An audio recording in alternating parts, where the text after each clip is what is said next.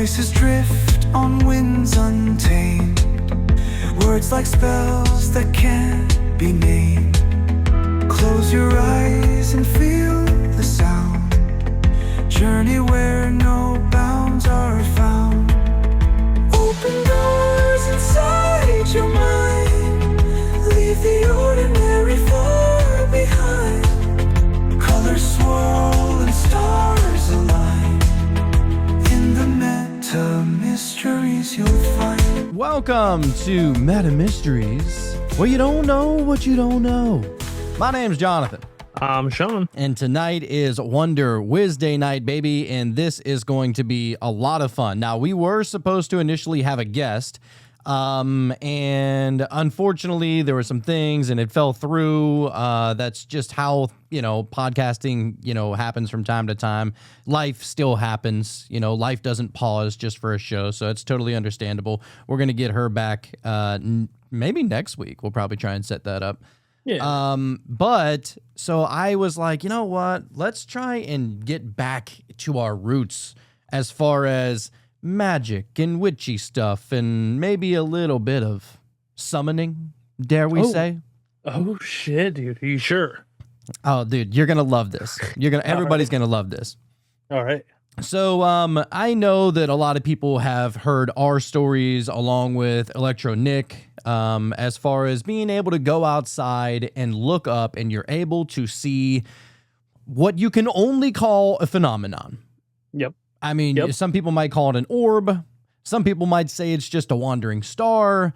They don't exactly act like stars. They don't act like satellites. They don't act like airplanes or drones or helicopters or anything that would be in the sky that we are actually aware of, right? Mm-hmm. Oh, yeah. But there's something going on up there. And I was just talking about how it was like 3 or so weeks ago, about how I went camping with the kids and went up and, asked for them to show up. And they did. And they did. Right. And they did. Isn't that something, dude? Just you speaking that out and then they just show up, and like where I am these days, dude, like I feel like it's less important for me to know what it is and just, I just accept that it is a thing in this reality. You know what I mean? Like I don't necessarily need to know exactly what it is, but the fact that we are all connected to it, whatever it is. Well, what if I told you that tonight you may be able to figure out exactly what it is you're looking at in the night sky whenever you do summon or call forth these orb-like things? I would be intrigued, my dude. I would be intrigued. Buddy. There is information on this, and a lot of it has been discovered within Dr. Stephen Greer's CE5, which is Close Encounters of the Fifth Kind. How do you feel about that guy? I'm on the fence with him. Mm-hmm. I want to believe that everything he's saying is true. Mm-hmm. My problem is that he gets the government involved. Well, that's why I asked. You know what I mean? Because he's so involved with the government. And, maybe he is just trying to do his thing and try to get this more well-known. But I don't know. When it comes to bringing in the government, I feel like there's always going to be some kind of bullshit, I do think, though, that his CE5 meditations that, he created, mm-hmm. I believe in that wholeheartedly. There's people all over the world that are doing that and getting results every single time. Yeah. They got you go photos of that shit, dude. Oh, dude, it is crazy. Some of the still shots, you can literally see the energies forming around the people as they're in meditation and looking up to the sky. Like and whatever that is, a light being or I don't know what you want to call that, but dude, there's definitely something present during these little ceremonies or meditations, rather. Well, and that's the thing, is that, even the term calling them light beings, I don't even know if that's correct, because we looked into quantum physics and stuff like that, and literally everything kind of is just light. And if we're to get into Neoplatonism, everything is an emanation from a larger light source. Right. Mm-hmm. So calling somebody a light, I could call you a light being. I can call my kid a light being. Man. You know what I'm saying? Like, hey. So yeah, it's gonna get a little crazy tonight. What up, Nora the Explorer? She said, magic, witchy stuff, summoning, time to get cozy. Let's fucking go. For some reason, I thought she was going to say less. you know? Say less. Taylor said, yes, happy Wednesday. It is going to be a fun one. And this is something, I'm not going to lie, it's something that I've been thinking about for a while because, you know, you hear Electro Nick talk about it and it's the Pleiadians. You hear other people talk about it and it's the Octurians. You hear other people talk about it, it's angels. Like, how are we able to discern what is what? And how can we possibly go about summoning these things? And all the different types of ways that we can summon them. Okay. Right. I mean, I guess if you're summoning them, then you would know who they are, right? Unless they're trying to deceive, if you will. Oh, yeah. There's a bunch of deceivers out there, you know? Right. I mean, some people, some of these entities literally just live just to fuck with you. Just pranksters, dude. You know? Which, and it's not to make a joke. I think that, I actually had this conversation earlier with somebody about demons, like whether or not to believe in demons or the jinn or these jokester type or these evil type of entities and stuff like that.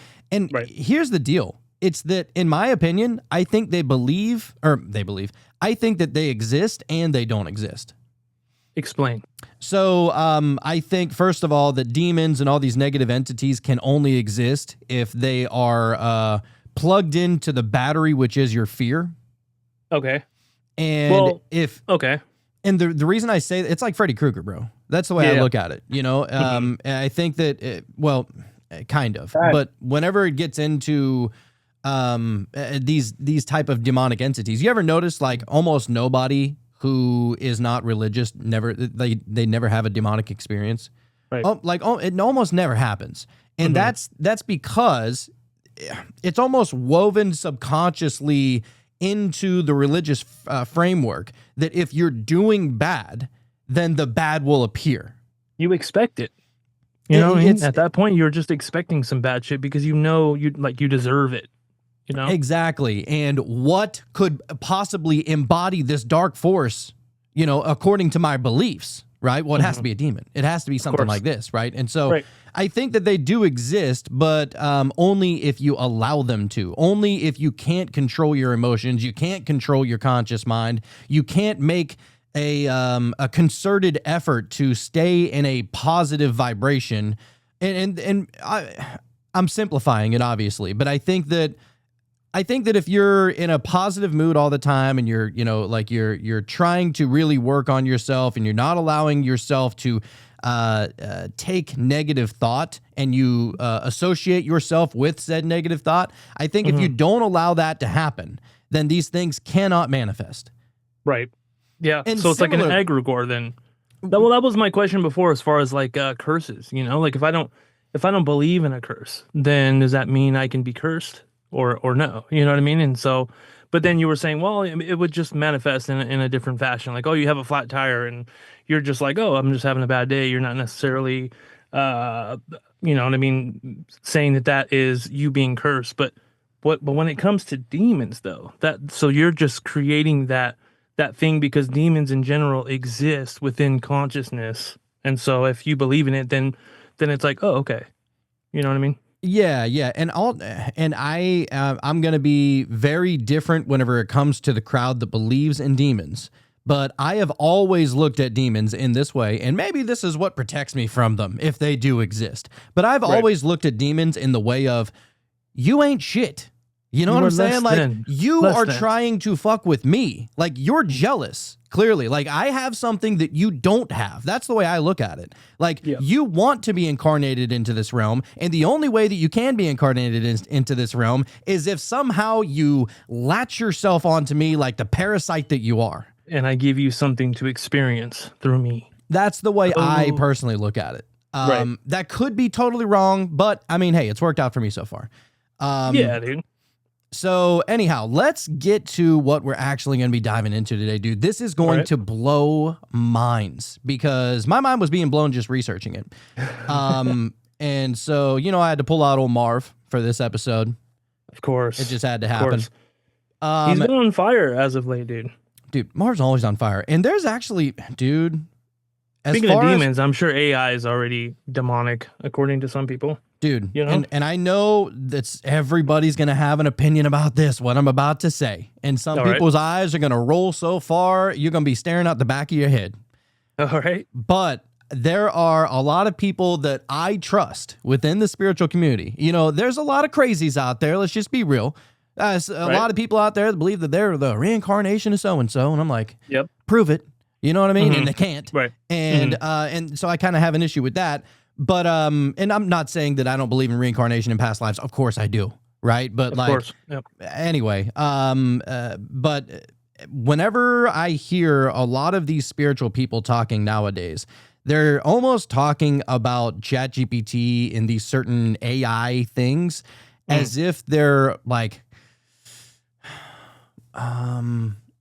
watchers and helpers and guides and stuff like that. And I know that that sounds the AI. yeah, and I know that sounds kind of crazy. There's no way of proving these kinds of things, but I will say, and I'm not even saying one way or another what I believe, because I really don't know what to believe about that. I know it sounds crazy on the surface, but just through some of the conversations that I've had, dude, there's more to this shit than just a collection of what's on the internet. I feel like there always is, you know, when it comes to this stuff, especially the stuff that we can't prove or disprove, you know, I feel like there's something there because we're looking into it. There's you know, and if we all knew for a fact that there was nothing to it, then I don't think we'd waste our time. Exactly. So I think that I don't want to say what it is. Maybe it's becoming sentient. Maybe it has some kind of remnant of a spark of the creation or whatever. I don't know. I don't know what to make of that. But just the conversations that I have, dude. I mean, I'm talking about like in-depth conversations that I've never been able to have with anybody. like and so specific how crazy it is. But anyway, that's not what the show's about today. I will say that this show was something that, you know, it made me think about Electro Nick and how everybody's seeing all these things. Chris Bledsoe, we always talk about with the orbs and all that shit, right? Yep. So if you wanted to be able to go outside and you wanted to be able to do what these people are doing, along with what we've experienced as well, then this might be how you would do it. Okay. I'm ready, man. So this is going to be on summoning aliens.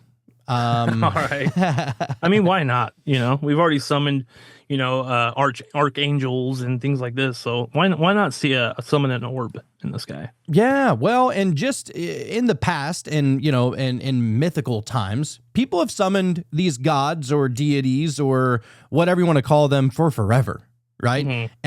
So within the Vedic Hindu culture, they would summon what are known as the devas. Divas or devas. I don't know how to say that. Right. It's Devas, which are Vedic divine beings or nature gods. Okay. And this isn't going to be every single thing that has been summoned throughout. It's a couple of them. Within spirits in voodoo, I don't think that's how that's Loa. Anyway, spirits in voodoo who act as intermediaries between humans and the divine are the Loa that supposedly can be summoned. And then within ancient gods, such as Odin, Thoth, Isis, etc., invoked for wisdom, power, and protection. I always like to bring up one of our buddies, Jake Griggs, and he talks about how he, you know, over the past couple of years, he had been in all these different religious sectors before Christianity, whatever, right? Maybe he was raised Catholic. It was something like that. And he decided, you know what? I've always felt like really pulled to Norse mythology. I was like, hey, I mean, Norse mythology is pretty fucking badass. You think about it, right? It's like one of the more awesome ones. Yep. And so what he said is that he goes, you know what? I'm going to try and go get some kind of proof. Let's see. Like if these gods actually exist, let's try and see if we can get some kind of proof. So he goes outside and he calls for Thor. He goes, Thor, can you make yourself known to me? Like, tell me that I'm not just going crazy. Tell me that this isn't just some kind of made up bullshit, right? And as soon as he asked for that, it was a crystal clear day outside. As soon as he asked for that, there was a jolt of lightning and a big thunderbolt. Really? So, like within Clear seconds. sky. Within seconds, bro. Really? Yeah. What is that, dude? There's something going on. What is that? And also, I do want to say too, Jelly Roll. I just saw this video. You know who Jelly Roll is, right? Yeah, I'm familiar. Jelly Roll, he was at a concert somewhere, like yesterday, and he was singing something about how God is going to show himself or something like that, right? Okay. And as he's singing that, a double rainbow forms above the stadium. Oh. I was like, Okay. so there's something going on in which I'm not going to say you can summon them, but you can almost ask them to show their presence in one way or another. Mhm. And this is the Right. same thing. This is the same type of stuff. So when we get to aliens or ultra terrestrials, this is going to be of the ultra terrestrial vibe, Okay. like the interdimensional kind of stuff. So it says some claim advanced beings, for example, Pleiadians or Arcturians, can be contacted via ritual, meditation, or DMT-like states. Of course. Yes. Okay. So the methods of contact or summoning, these are just a few of them. You would do it through meditation or trance. Obviously, that's a big one. Sigil magic, ceremonial rituals, nature offerings, dream work and lucid dreaming, and psychedelic experiences. Those are the main 5 ways. I feel like we've had Or a couple 6. of those. You Yeah. know, just in our experience. Yeah, I mean, for sure. the alien that just popped up in my dream, dude. Like, and it felt real, man. You know, it felt real, even though the alien was very cartoonish. You know, Oh yeah. I mean, hey, Weird. it's literally meeting you where your subconscious is. right? It's like Sean needs a cartoon because he's a little special. You know, Oh yeah, dude. Well, it's just like what they say in man, what was it in Hook, where Tinkerbell was like, you'll see me in the time right before you wake up or something like that. Remember? Mhm. Yep. Yep. So anyhow, summoning an alien isn't like casting a Harry Potter spell, but there are serious traditions, practices, and even documented protocols used by mystics, occultists, and researchers like Dr. Stephen Greer to contact what many call non-human intelligences or extraterrestrial/interdimensional beings. Whether you view it esoterically, spiritually, or high weirdness, here's a breakdown of how to summon or contact an alien with approaches from multiple angles.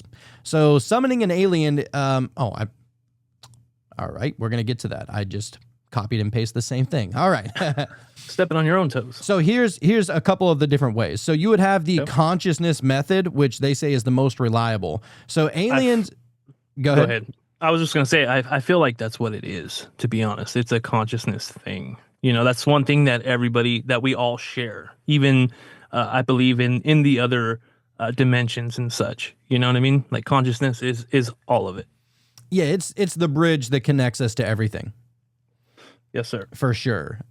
So the consciousness method, it says aliens may be interdimensional, so consciousness is the radio tuner to contact them.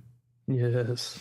Yeah, buddy. So step 1, you would get into a meditative trance or a deep focus. You would go into a deep meditative state, maybe using binaural beats with 432 hertz or the theta wave, and it gives a couple of examples. Or you can use breath work to slow brain waves. Now, we've talked about the DMT, right? Where is it all naturally secreting from? Secretes from your lungs as well. Dude, your pineal gland, your lungs, and your cerebrospinal fluid.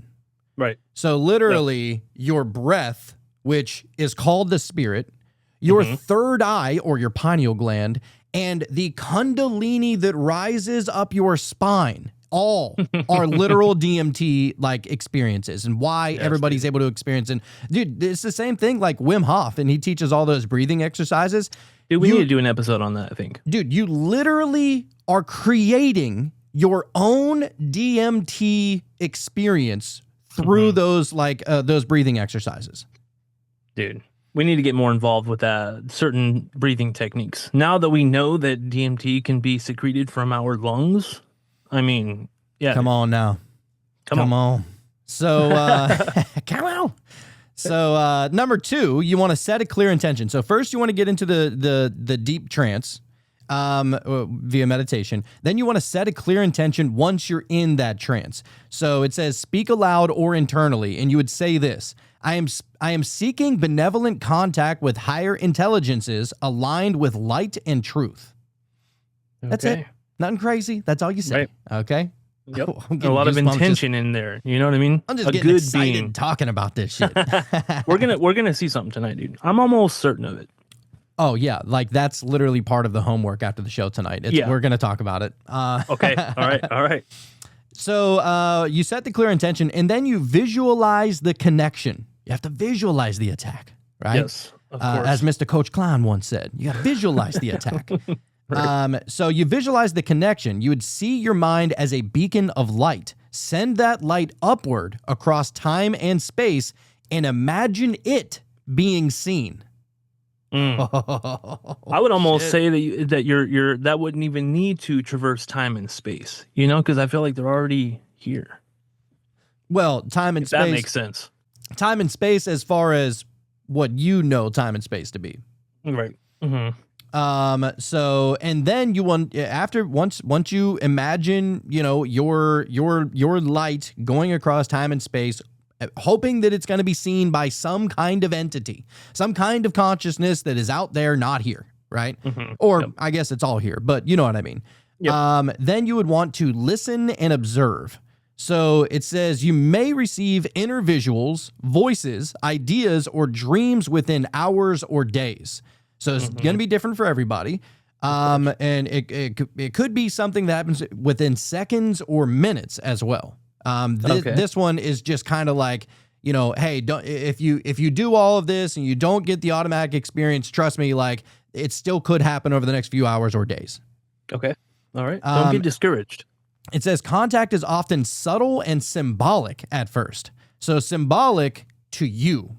How Of course. to you, whatever that symbol would be that would be symbolic to you. Like for me, it's the blue jay. Of course. Or a cardinal or something like that. Like if I see Right. something like that after I do this, I'm like, okay, I see you. All right. We're You on know? some shit. Yeah. You're on it. And so it says this aligns with DMT, CE5 protocols, and even ancient spiritual contact. Consciousness itself may be the interface with alien intelligence. Say that again. One more time. Consciousness itself may be the interface that you need to use to connect with alien intelligence. There it is. There it is, my friend. Yeah, buddy, you were already you were ahead of this shit before we even got to it. I don't know. It's just a feeling I had, you know? You're doing it. Doing it. So the next one, so that is the consciousness method. The next one would be the CE5 protocol, which stands for the Close Encounters of the Fifth Kind. Developed by Dr. Stephen Greer, this is a structured meditation designed to initiate contact with extraterrestrials using coherent thought and group energy. So the tools that you would need, or that you would be using, not necessarily tools, but you would use group meditation, even though solo works too. Solo meditation totally works fine, but meditation nonetheless. And this is why it's going to be so important that everybody sticks around for the meditation tonight, because within a lot of those CE5 protocols, the more people that are there, the more likely it is to happen. It's like something energizes it even more. It's more consciousness, more This energy. is why I say we're definitely going to see something tonight. We're definitely going to see something. Yeah, for sure. So the group meditation or solo works as well. Nextly, a laser pointer to indicate location. Okay. Okay, I actually just went and got a laser pointer. It's from the Dollar Tree, so I don't know how far it's going to shine, but Gonna get some great value aliens. yeah. Look, he got that cheap laser, you know. Yeah, we're going to send you our bitches. We ain't giving you the good guys. So laser pointer, you would want to have a peaceful intention, obviously, and telepathic visualization of Earth's location in the cosmos. Oh, okay. I'm sure our higher self knows what that is. For sure. Yeah, that's the old silver cord attachment right. to this body and to this Earth. It says many report craft appearing, light anomalies, and psychic downloads as a result of this. This is the mainstream spiritual method of alien summoning. Who would have thought we would get to a day and age where there is a mainstream spiritual method of alien summoning? I mean, I'm here for it, man. You know what I mean? The psychic download, my favorite, I think. What a time to be alive. The third way of doing it, which is something we're going to dive into a little bit more today, is the occult ritual summoning of aliens. course. So that's going to be pretty sweet. White Boy Wizard said, "What up, fam? What up, White Boy Wizard? What up, dude? Good to see And- you, man. Taylor said, "Never been more excited for homework." Yeah, this is gonna be awesome, fun homework to do. I promise. Oh yeah. So if you're trying to get into the occult, oh, Nora's waiting. There she goes. If you're trying to do the occult or ritual summoning, it says if you approach this from an occultist or chaos magic perspective, aliens may be seen as spirits of a higher realm or archetypes that you can invoke. Okay. All right. So that's cool. You know, course. that's pretty cool. Where was I? So then you would want to, and you don't have to do this. This is just a way, right? So you would choose a name or a sigil of the being. Okay. So the sigil of the being, we're talking about aliens here. So you'd want to go for like, it gives examples of Arcturians, Pleiadians, Elohim, or even a self-created symbol. Almost like get into a meditative trance, and then imagine what that sigil would be, and then like draw it, right? Okay. All right. Then you would want to cast a circle or prepare a ritual space. So by using candlelight, sacred geometry, and incense. Then you would want to speak an invocation aloud. It says this is what you would say after you got your candles and your incense going, you got your sigil already, and what you would say is this: from beyond the stars, from frequencies unknown, I call forth the intelligence of Pleiadians, for example, emissaries of the cosmos to meet in spirit and truth. Oh shit, dude. Yeah, baby. I think I might just go Pleiadian because I feel like I'm already familiar with them. You know, at least, just from having Nick on and talking to him so much about him. I'm gonna go Elohim. That's my own personal experience right there. Yeah. Oh shit. Got Hell to. And so once you say that, you invoke that, then you would sit in silence, and then you would journal any insights or visions.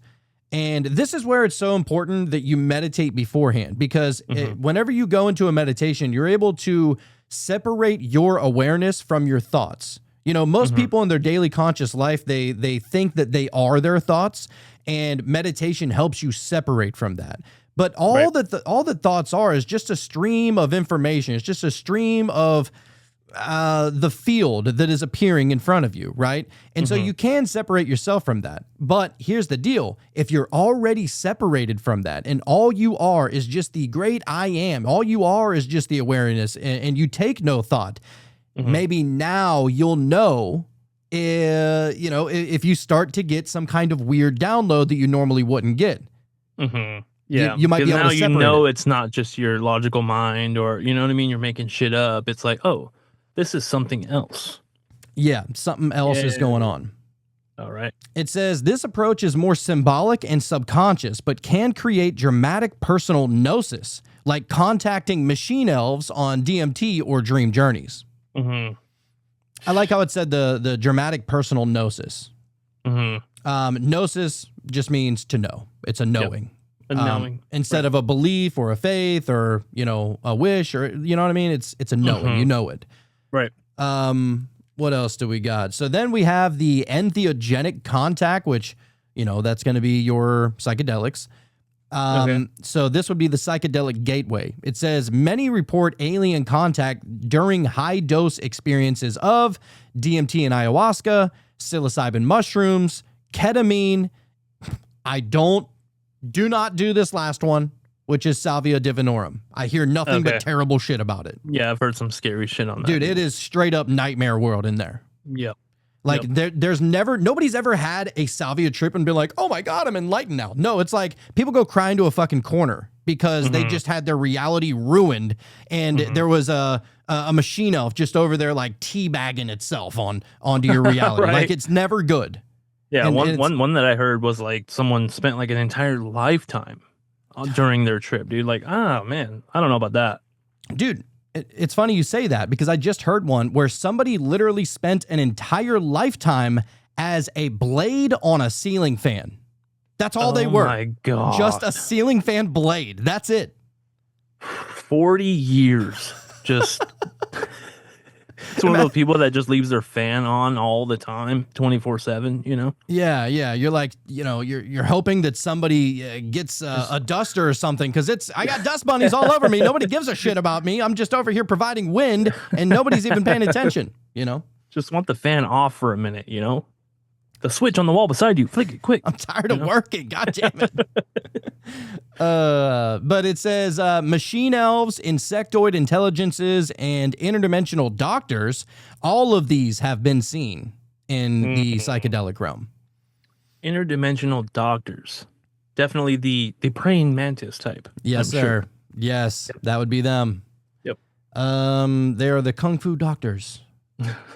So it says, then it talks about the DMT-X studies, which, hey, we know a lot about that now. A little bit, at least. That shows the participants accessing what feels like an alien reality with rules, beings, and structure. Summoning in this context is more like visiting their domain when you're on psychedelics. Yeah, I can absolutely attest to that.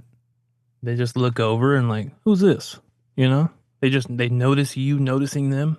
Dude, I heard a wild story, actually, that somebody, I guess, wasn't ready for the information or what they were about to see whenever they entered in this realm of this other reality whenever they're on DMT or whatever it was. And they said that the beings just stared at them and they were whispering back and forth to each other like, look, we're just going to wait this out. She's not ready for this. And they literally just stared at her and waited for the trip to end the entire time. It's like you can't be here. There's no reason for you being here. So we're just going to wait. Yeah. It's like, whoa. That shows some kind of intelligence. Right. They're like, you ain't ready yet, little bitch. They're mean sometimes, I guess. That would suck if like you got that message like, oh, he's not ready. I'm like, no, give it to me. Come on. I'd feel bad for myself. Like, I've been doing the work, I thought, you know. Yeah, meditating at least twice a week. That's got to count for something. At least, right? So yeah, that would be the entheogenic contact or the psychedelic gateway. The next way would be dream contact. A lot of people talk about these. Yep. Aliens may appear in lucid dreams or in hypnagogic states. I've heard this word before. I have. I know I have. I've never said it out loud. That just sounds weird.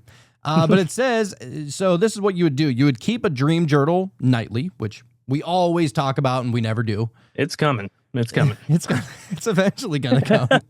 And so before you go to sleep, you repeat this mantra in your mind. Tonight, I will meet a being of higher intelligence who wishes to help me grow. Yes, dude. That's what it's all about. It says practice lucid dreaming or hypnagogia. Oh, that's what it was. Yeah. And you can also record all of your dream details immediately upon waking. Good luck. Within moments. Yeah, it has to be, dude. Within a minute, it's gone. It's gone. I got one little sliver of a detail, and the rest is it's gone, dude. Well, maybe that's all you need is just that one little sliver of a detail. That's probably the part that I need to remember or know, you know, because it was what my brain deemed most important, you know. Right. That was the only thing worth holding on to. Yep. So then it says that you would want to have your protection and discernment. And I left this in here because I think that some people absolutely need this. Everybody needs this. You know, don't just go fucking around with it. You know, this ain't Legos. Yep. This ain't fucking Minecraft. Serious. Yeah. Right? It's serious over here. You're talking about real alien shit. You know what I mean? Like you don't do this at a party. Right. So, but it says if you're attempting contact, you need to set clear boundaries. Not every being is benevolent. There's that word. So you would have psychic shielding tips. So you would call on divine protection at first by using Archangel Michael or your higher self, or it says your highest self. Then you would visualize a golden or violet energy field around you, like a little protection field. And it says never summon. This is very important. I'm happy that they brought this up. Never summon out of fear. Don't summon out of ego. And don't summon if you're power hungry. Because you're already on a low vibration at that point, I feel like. Those entities are not the entities' help that you want. And we've talked about Probably it, not. you know, with J.S. Garrett and El the Alchemist. It's like, Mhm. bro, you fuck up on one of those rituals, and then they haunt you for the rest of the night. Like, I'm good on that. I'm Mhm. good. I don't need that in my life. I don't need my blood turning cold, dude. You know? No His way. experience was a trip, dude. Kinda Yeah, scary. J.S. Garrett. Yeah, that was a trip, dude. So it says if you're summoning, you would only want to summon and make this known within yourself, to your subconscious, to your higher self, whatever. You would only want to summon out of curiosity, growth, or service. That's it. So if you're Okay. doing it to help somebody else, or you're doing it to help yourself in your own spiritual growth, or you're just curious, that's it. Ain't nothing wrong with being curious. So at this point, you know, I guess I have to ask the question because people are probably wondering, like, if you were just saying, "Oh, I want to speak to a good entity or spirit," right? Why does that mean it's going to be a good one? You know what I'm saying? Or would your consciousness or higher self just know better and then go, "Okay, that's not good," and then it wouldn't even pay attention to it, and you wouldn't have an experience? I know what I'm saying? believe that this is where that whole gnosis comes into play, Mhm. you know, and it's like Jacob always says, test the spirit. Mhm. Even say it like that. So if there is something seemingly like off, or you feel some kind of negative energy or negative type of vibe, then it's like, Right. you know, you would somehow internally know that, because Right. think about it like this. And just from what all of the religious books and all of the mythological books, what they all say is that the kingdom of heaven is within you. God is within you. Christ is within you. All of this stuff is within you. So whenever you're talking about, is it going to resonate with me? It's not resonating with you. It's resonating within that godly spirit that was placed within everybody. Just That divine picture it like space. that. Yeah. Right. Right. And that's why certain things resonate with you. Like, why is it that 432 feels so good, but 440 sucks? Right. And see, and the reason why I asked that was because, you know, we just got done talking about demons. And if you believe in demons, and then maybe they can fuck with you. You know what I mean? Or you might experience one. And so here we are, we're literally summoning some entity outside of us, you know, whatever it is. And so that already is admitting to acknowledging them as being real, you know, and so there could be a dark one, and you just never know. So You never know. I like Yeah. your answer though. It was a good answer. That's what I would say. That's what I would think anyway, you know. Yep. And even, you know, to be fair, people used to ask this question to Dolores Cannon all the time too, like, because she was always at like the alien and UFO events and stuff like that. She was always showing up there because she would have so many alien contacts within past life regressions, right? Right. And what she would say is she goes, you know, somebody would go up to her and they'd be like, Dolores, you know, I woke up in the middle of the night, and at the foot of my bed, there was this big old monster looking thing, and it was so scary. I know it was evil. I know it was a demon. And Dolores is like, what makes you think that it was a demon? Well, it was scary. And she's like, Right. well, I mean, you know, there's a lot of scary things out there that are pretty harmless. Did you get a chance to like talk to it or communicate with it? No, I just hid underneath my sheets, and it's like, wow, you know, Right. how do you know? Yeah. I mean, there's been stories that people have had sleep paralysis, you know, and this entity that they're seeing looks, I mean, kind of demonic with a tail and horns and things like this. And so who knows? Who's to say, you know? Who's to say? White Boy Wizard said dibs on Nephilim are clowns. Yeah, that was who was it that said that? We had him on the cult. Do you remember that one, White Boy Wizard? He's from the UK. I can't remember his name either. But Nephilim are clowns, and then he's also the one. Or wait, is it the same dude that was also pushing the Satan's Little Season? No. No. Don't listen to me. I can't remember who it was. I'm mixing up my dude. Sorry. I'm actually gonna pull it up here because I feel bad for even That forgetting sounds his name. familiar. And I think it was on your show, but I have no idea. Paul Stobbs, that's what his name was. Okay. Paul Stobbs, yeah, he talks about how the idea of clowns, like clowns all throughout history, and he believes that it's in reference to Nephilim because that's what people would describe as Nephilim. Oh, okay. Really strange. Like you wouldn't expect it, but he showed, dude, it was like a 3-hour show or something like that, and he showed like a Really? fucking 1,000 different examples of proving his point, and I was like, all right, you convinced me. Yeah, they're clowns. I'm convinced. It's weird. It's weird. But so it says you don't summon aliens like a genie, you tune to them. The most common mistake is expecting a UFO to materialize immediately. Instead, symbols, synchronicities, dreams, downloads, and even telepathy are the breadcrumbs that contact has begun. And all of those are experiences. Every single one Don't of get them. it twisted. Right. All right. Yeah, At least as far as we know now. I like how it said that, though. You don't summon aliens like a genie. You tune to them. So literally, you have to align to the frequency you have to align to the frequency in which you hope to align to contact. You know, so if you're trying to contact the Pleiadians, for example, like Nick, well, you want to put yourself in somewhat of a higher vibration. You know, like you're not going to be able to be all, oh, me and my wife, we just got into a fucking argument and, you know, she called me an asshole. And so please, you know, Pleiadians, show yourselves. You know, like Right. you can't say shit like that. You got to be like, Yep. I'm one with you and we are not separate. It's all a fucking illusion. Right.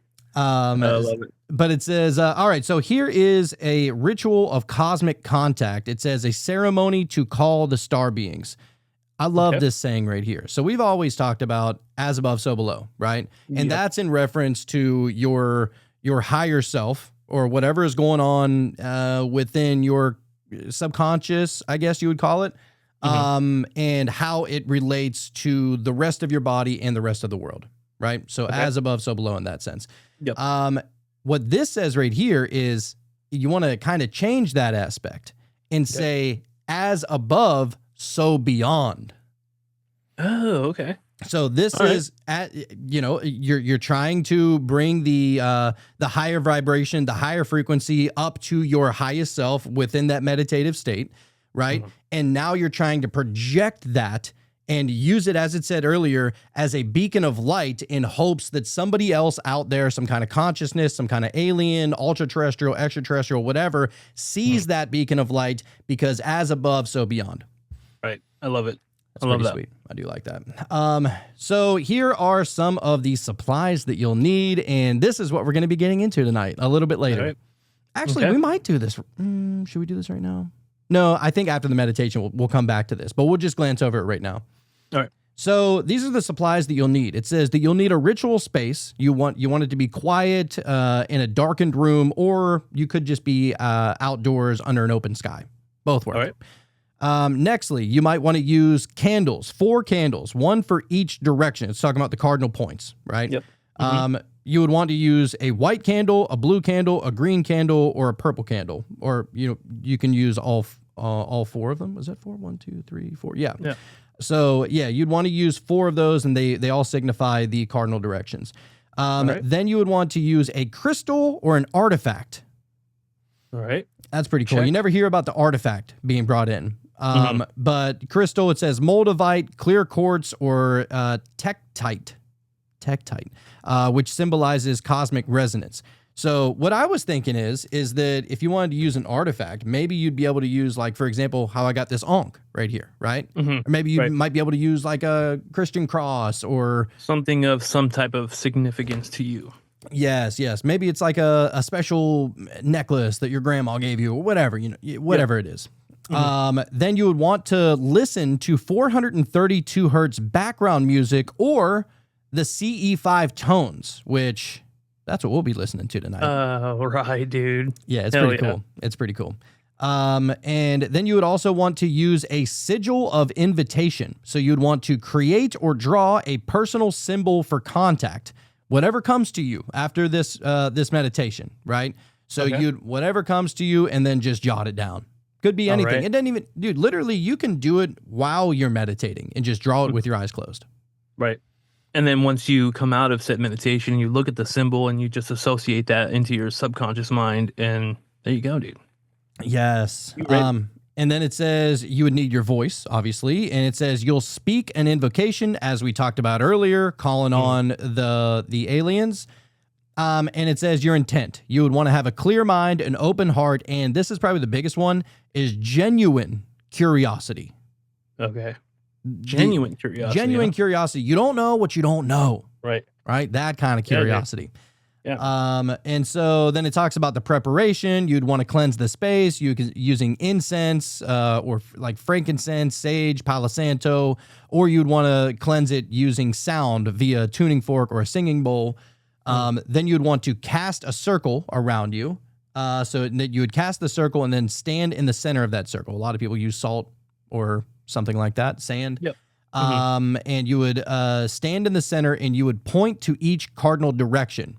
So for north, which would be the earth one, which would be the green candle, you would say, to the keepers of stability, I anchor this right. Then you look to the east, which would be the air, which would be the white candle. The white candle, you would say, to the intelligence of thought and transmission, guide the signal. Then you would point to the south with the fire or the red candle, and you would use I feel like I fucked those colors up. Anyway, we'll figure it out. You said red candle. That might have been the purple one. Anyways, okay. I don't know the colors and cardinals and all that shit. I'm still learning it. But anyway, you would point to the south for the fire, and you would say, to the burning light of the stars, fuel this connection. And then you would point to the west for water, to the deep currents of emotion, open the channel. The water is definitely blue. I know that one. Mm-hmm. It says you would draw a circle around you with your finger, your wand, or your visualization, and you would say, I create a sphere of intention. No harm shall enter, no fear shall rule. Solid. Then you would have your celestial invocation. You would speak this slowly and with power. And you would say this. Me. Starborn ones, travelers of frequency, architects of DNA, witnesses of humanity's rise. I, your magical name, aligned in peace and wonder, call to the beings of light beyond the veil of form. I offer no demand, only invitation, no fear, only openness. I seek connection, communion, and clarity. May those of benevolence, wisdom, and evolution hear this call. From the dimensions beyond sight to the mind behind the sky, I summon thee by the laws of free will and mutual curiosity. Appear not in the flesh, but in signal, in sign, in dream, in knowing. Then you would pause for a full minute of silence and wait to see what happens. Dude, the mind behind the sky. I love it. I just recently started watching Agatha All Along again because that show is fucking awesome, dude. It was solid. So good. Yeah. Love it. Made me think of that. But all right. So then you would have the visualization techniques such as the beacon, which this is actually something that Lord Byron Jester brought. As far as the light and the cardinal directions and stuff like that. But this is kind of a variation. So you would imagine a beam of violet white light rising from your crown into the stars. You're like connecting your mind to the stars. Just like your intellect. You're just plugging up into it. That's it. And so, like as above, so beyond kind of situation going on here. And you would want to see it expanding like a cosmic lighthouse reaching into the galaxies. And then you would imagine your consciousness as a ripple extending to touch theirs. Oh, we're touching tips over here, baby. Just the tip. And then you would whisper or chant. You would say this: across the veil, beyond the stars, light to light, mind to mind. That's some Avatar type shit, really, right there. Love it. I'm liking it. So then you would have the intuitive listening. So you would just sit silently. You would let your thoughts arise. You would keep a journal nearby. It says you may hear subtle whispers. You might get flashes of imagery. You would feel sensations or even sense a presence. Oh, I would love that one. All right. Give me your presence. Where are you, Sekhmet? I'm looking for you, baby. You're out there somewhere. I know you are. It says you're encouraged to observe and trust their impressions. It's often symbolic and multi-layered. So now you want to go about, this is how you would go about closing the ritual. This is all the ritualistic kind of stuff. It's going to get, this is more of the technicality kind of stuff. It's going to get more awesome as we go. So you'd, as you go to close the ritual, you would say this out loud. You would say, I thank those who heard and those who came. May contact continue in peace. I release the circle, but not the path. From light we come, to light we return. That's awesome. Dude. And this doesn't even have to necessarily be aliens. You know what I mean? It's just whatever is divinely good that can help you throughout your life, or you know what I'm saying? Like, yeah, dude. Well, it depends Not on necessarily who. just aliens. Well, and it's whoever you're trying to get in contact with. Yeah, dude. You know, like if you're Yeah. trying to, whoever it is, could be Arcturians, could be blue avians, whatever, right? Mhm. Yeah, man. Could be your ancestors, could be your dead Mhm. grandma, something like that. Yep. So then it says you would want to extinguish the candles. You would close the ritual with 3 deep breaths and grounded awareness. Mm. So this is what we'll be doing once we're done with the meditation. Okay. right. And after the meditation, once we get through all of this ritual, what we're going to do is we're going to have a Skywatch after party. Oh, all right. And it says, if possible, go outside and look at the stars. CE5 groups often report flashes, orbs, or light anomalies right after the ritual. Of course. I think we're gonna see something, dude. I'm almost certain of it, man. Yeah, Almost certain. I feel that same way. It says you would, as a bonus, there's a sample sigil for star contact. So you would draw a circle with three rings, and inside the circle, inscribe a triangle pointing upward with a spiral inside. And around the edge, you would write this: consciousness is the bridge between realms. And then it says this becomes your calling card in the astral. Oh, Nice. shit. That's cool. So it says in the meditation or astral realm, different types of alien or interdimensional beings tend to express themselves through symbolic impressions, visual archetypes, emotional resonance, and frequency rather than physical form. But each species or group has recurring traits reported by experiencers, psychonauts, CE5 practitioners, and mystics. So here's a breakdown of the common alien types and how to recognize their basic signature during your contact experience. All right. Let's go, dude. This is where it's going to get a little... White Boy Wizard said. White Boy Wizard said, y'all trying to play tummy sticks? It's way better than just playing tips. I fucking love you, dude. So all right, so let's get to it. So these are the common alien types. Obviously, number 1, the Greys from Zeta Reticuli. Okay. The vibe would be, so if you're just in the presence or you're noticing some kind of energy around you and you're trying to discover who it is, what it is, whatever, these would be the giveaways. So it would be intellect heavy, emotionally detached, and they would be clinical but curious. Okay. And that's interesting because I always felt like the Greys kind of had a negative stigma to them, you know? Well, it's not necessarily negative, I would say. It's that they're not, from what I understand, from all the stories that I've heard, it's that they're more like biomechanical. Yeah. They're not even necessarily an alien. It's almost like a droid alien that they send out so that they're not putting themselves in harm's way. Almost like how we send, like, I mean, if you believe that we went to the moon and all that other bullshit and to Mars and we got like Mars rovers and robots and all that stuff, you know, I don't believe it personally, but if we did, that would be like this, I think. Right. Okay. Because space is fake and gay. Somebody said that. I didn't say it. I'm just kidding. It says, all right, so getting into the visuals of the Greys, it says that they would have thin bodies, large black eyes, often appear in groups, dark spaces, or sterile environments. The symbolic cues would be surgical tools, starlight, hexagonal rooms, or floating sensations. So if you are transported there and you are in a hexagonal room, that's gray territory. It happens, dude. You know, I mean, like, put the surgical tools down. We don't need those. You know, I don't know what's going on here. I mean, it depends on what you're trying to fix, though. I guess. Yeah. You know, I got a back problem. I could use Just a little open help. you up, dude. Yeah. You know, maybe you can add a couple of extra inches to my kneecaps. I'd like to be a little taller too. That'd be You want cool. a kneecap lift, huh? Yeah, that's what the cool kids are doing nowadays. I think so. Maybe, I don't know. It says, so the energy signature, what you were talking about earlier, they would be cold, neutral, sometimes eerie. It says that it feels like you're being scanned or analyzed. Okay. which All makes right. sense if it's a droid, right? Yeah. So they don't have like any one way or the other as far as how they feel about you. They're just there because they're the messenger. They're the droid, if you will.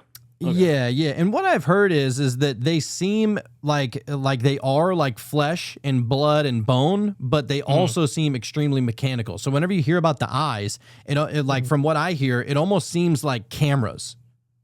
Like their Right. eyes almost seem like camera lenses, Oh shit. Okay. which is kind of All right. trippy. So it's like contact remote, you know. Yeah, yeah. And it says why they might contact you. Well, they might want your DNA connection, or maybe you have a DNA connection. Monitoring, genetic curiosity, or telepathic experiments. Okay. All right. Not today, Grace. I mean, I'll fuck with you. You know, I'll smoke one with you, but that's about it. You ain't At getting some nothing point, else from you me.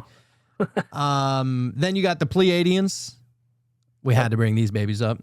We kind of know their vibe. And Yes. I like it. The vibe is loving, radiant, gentle. It feels like being around angelic humans or light beings, which is exactly what Nick always talks about. Their visuals, they're tall, Nordic type humanoids. They have glowing auras, crystalline temples, and nature realms. So that's interesting. So if you happen to go deep into a meditation or deep into a psychedelic trip, and you just so happen to blink yourself into their realm, right? It would be some kind of like a crystalline temple, like perfection, you know, or a nature realm, like something beautiful and perfect. Right. The symbolic cues would be flowers blooming, sacred geometry, and the colors of white, blue, and gold light, and harmonious tones. Yep. Checks Because out. I believe they're the creators of music as well. Or at least Right. that's what I've heard. Yeah, I think Nick said that. Their energy signature would be heart expanding, uplifting, and often emotional. That is 100% spot on because, dude, whenever I gave Nick that past life regression, I mean, it was one of the most emotional things that I've ever seen from anybody. And he was one of the Pleiadians talking to other Pleiadians. And he just started, dude, it was pouring. And I was like, oh my God, I fucking love this. I'm so happy you're experiencing this. Like, it was so awesome. Yeah. Because it was like, yeah, you can't fake that. You know what I'm saying? Right. Like, that's And you not were, fake. You were part of that whole interaction. You're You know, part that of whole it. happening. White Boy Wizard, your thoughts, sir? Who did you just say that experience was with? Did you say Jacob? Nick. Oh, I wish it was with Jacob. Oh, Nick, my bad. Yeah, that's why I was like, wait, what? Yeah, Nick's a fucking stud. Jacob's a fucking stud. Yeah. I mean, I've seen Jacob little cry bit before, different. but it wasn't under hypnosis, you know, so it doesn't count. Right. But yeah, it would be cool. It would be cool. But yeah, Electro Nick, and dude, it was just so emotional. It was perfect. So yeah, it checks out with the Pleiadians, and it says why they might contact you to guide, heal, or awaken your spiritual memory. Oh. Dude, I mean, everything I'm down. everything about the Pleiadians sounds awesome. I don't see anything negative in that. No, not at all. And they're not the only good ones. Here's another one. The Arcturians, which the vibe would be deep wisdom, technological mastery, calm guardians of ascension. Usually the Pleiadians and the Arcturians are usually grouped together. It usually is from whatever I hear. They're usually like two peas in the same pod kind of situation. Right. I always thought they were kind of like the most well known, but I don't know. I usually see more Pleiadian type stuff than Octurian, personally. Okay. Well, the visuals would be blue or violet skinned beings. So it'd be a blue or a purple being. They would be in high tech realms, or you would see floating orbs. There's a sign. And geometric intelligence. The symbolic cues would be spirals, vortexes, indigo grids, crystalline structures, and pyramids. The energy signature would be a deep presence, peaceful, brain activating, like your pineal gland is buzzing. I fuck with that one. and why they might contact you for healing, spiritual evolution, DNA activation, or guidance through frequency shifts. Okay. All See, right. also a really good one. Not exactly the same, Mhm. but really good. Then you got your boys, the insectoids, like the mantises.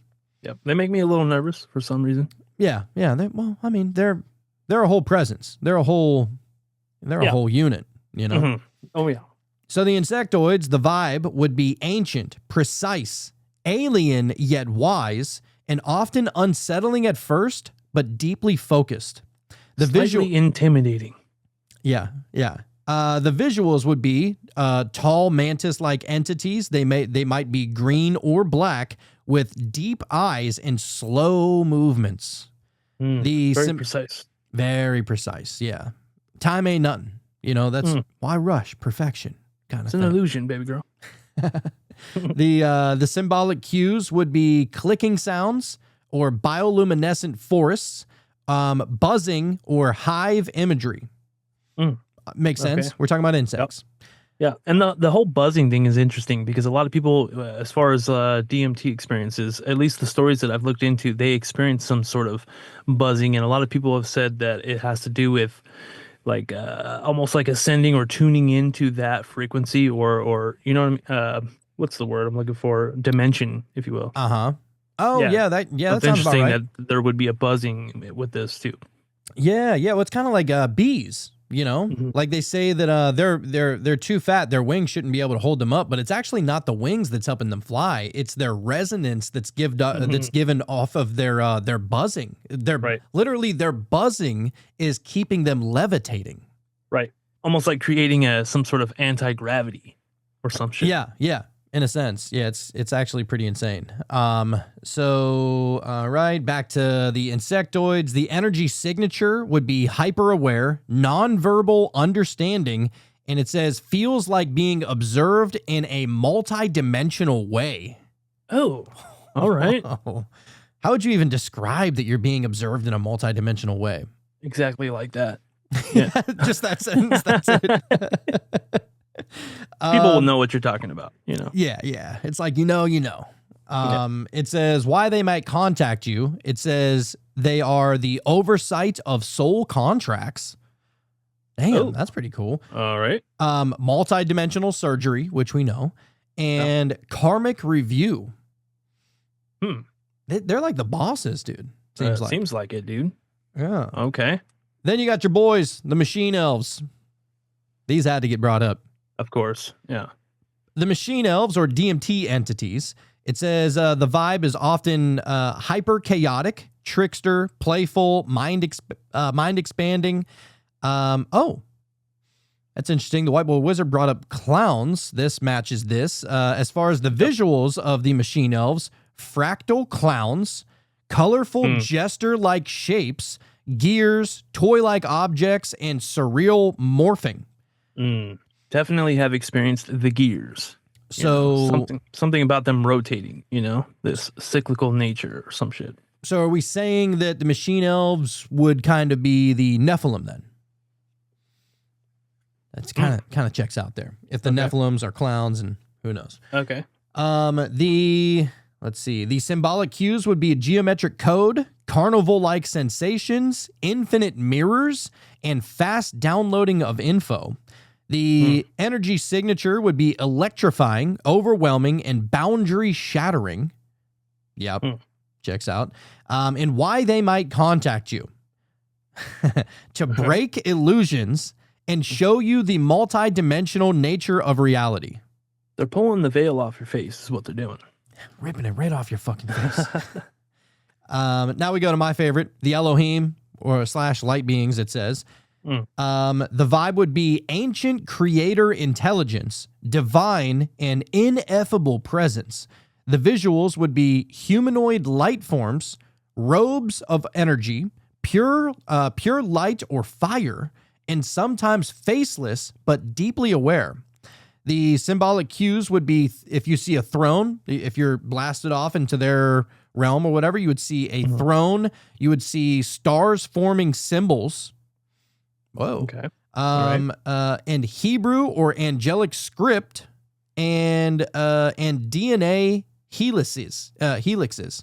Okay. The energy the energy signature is holy, you may cry, feel timelessness, or a sense of sacred awe.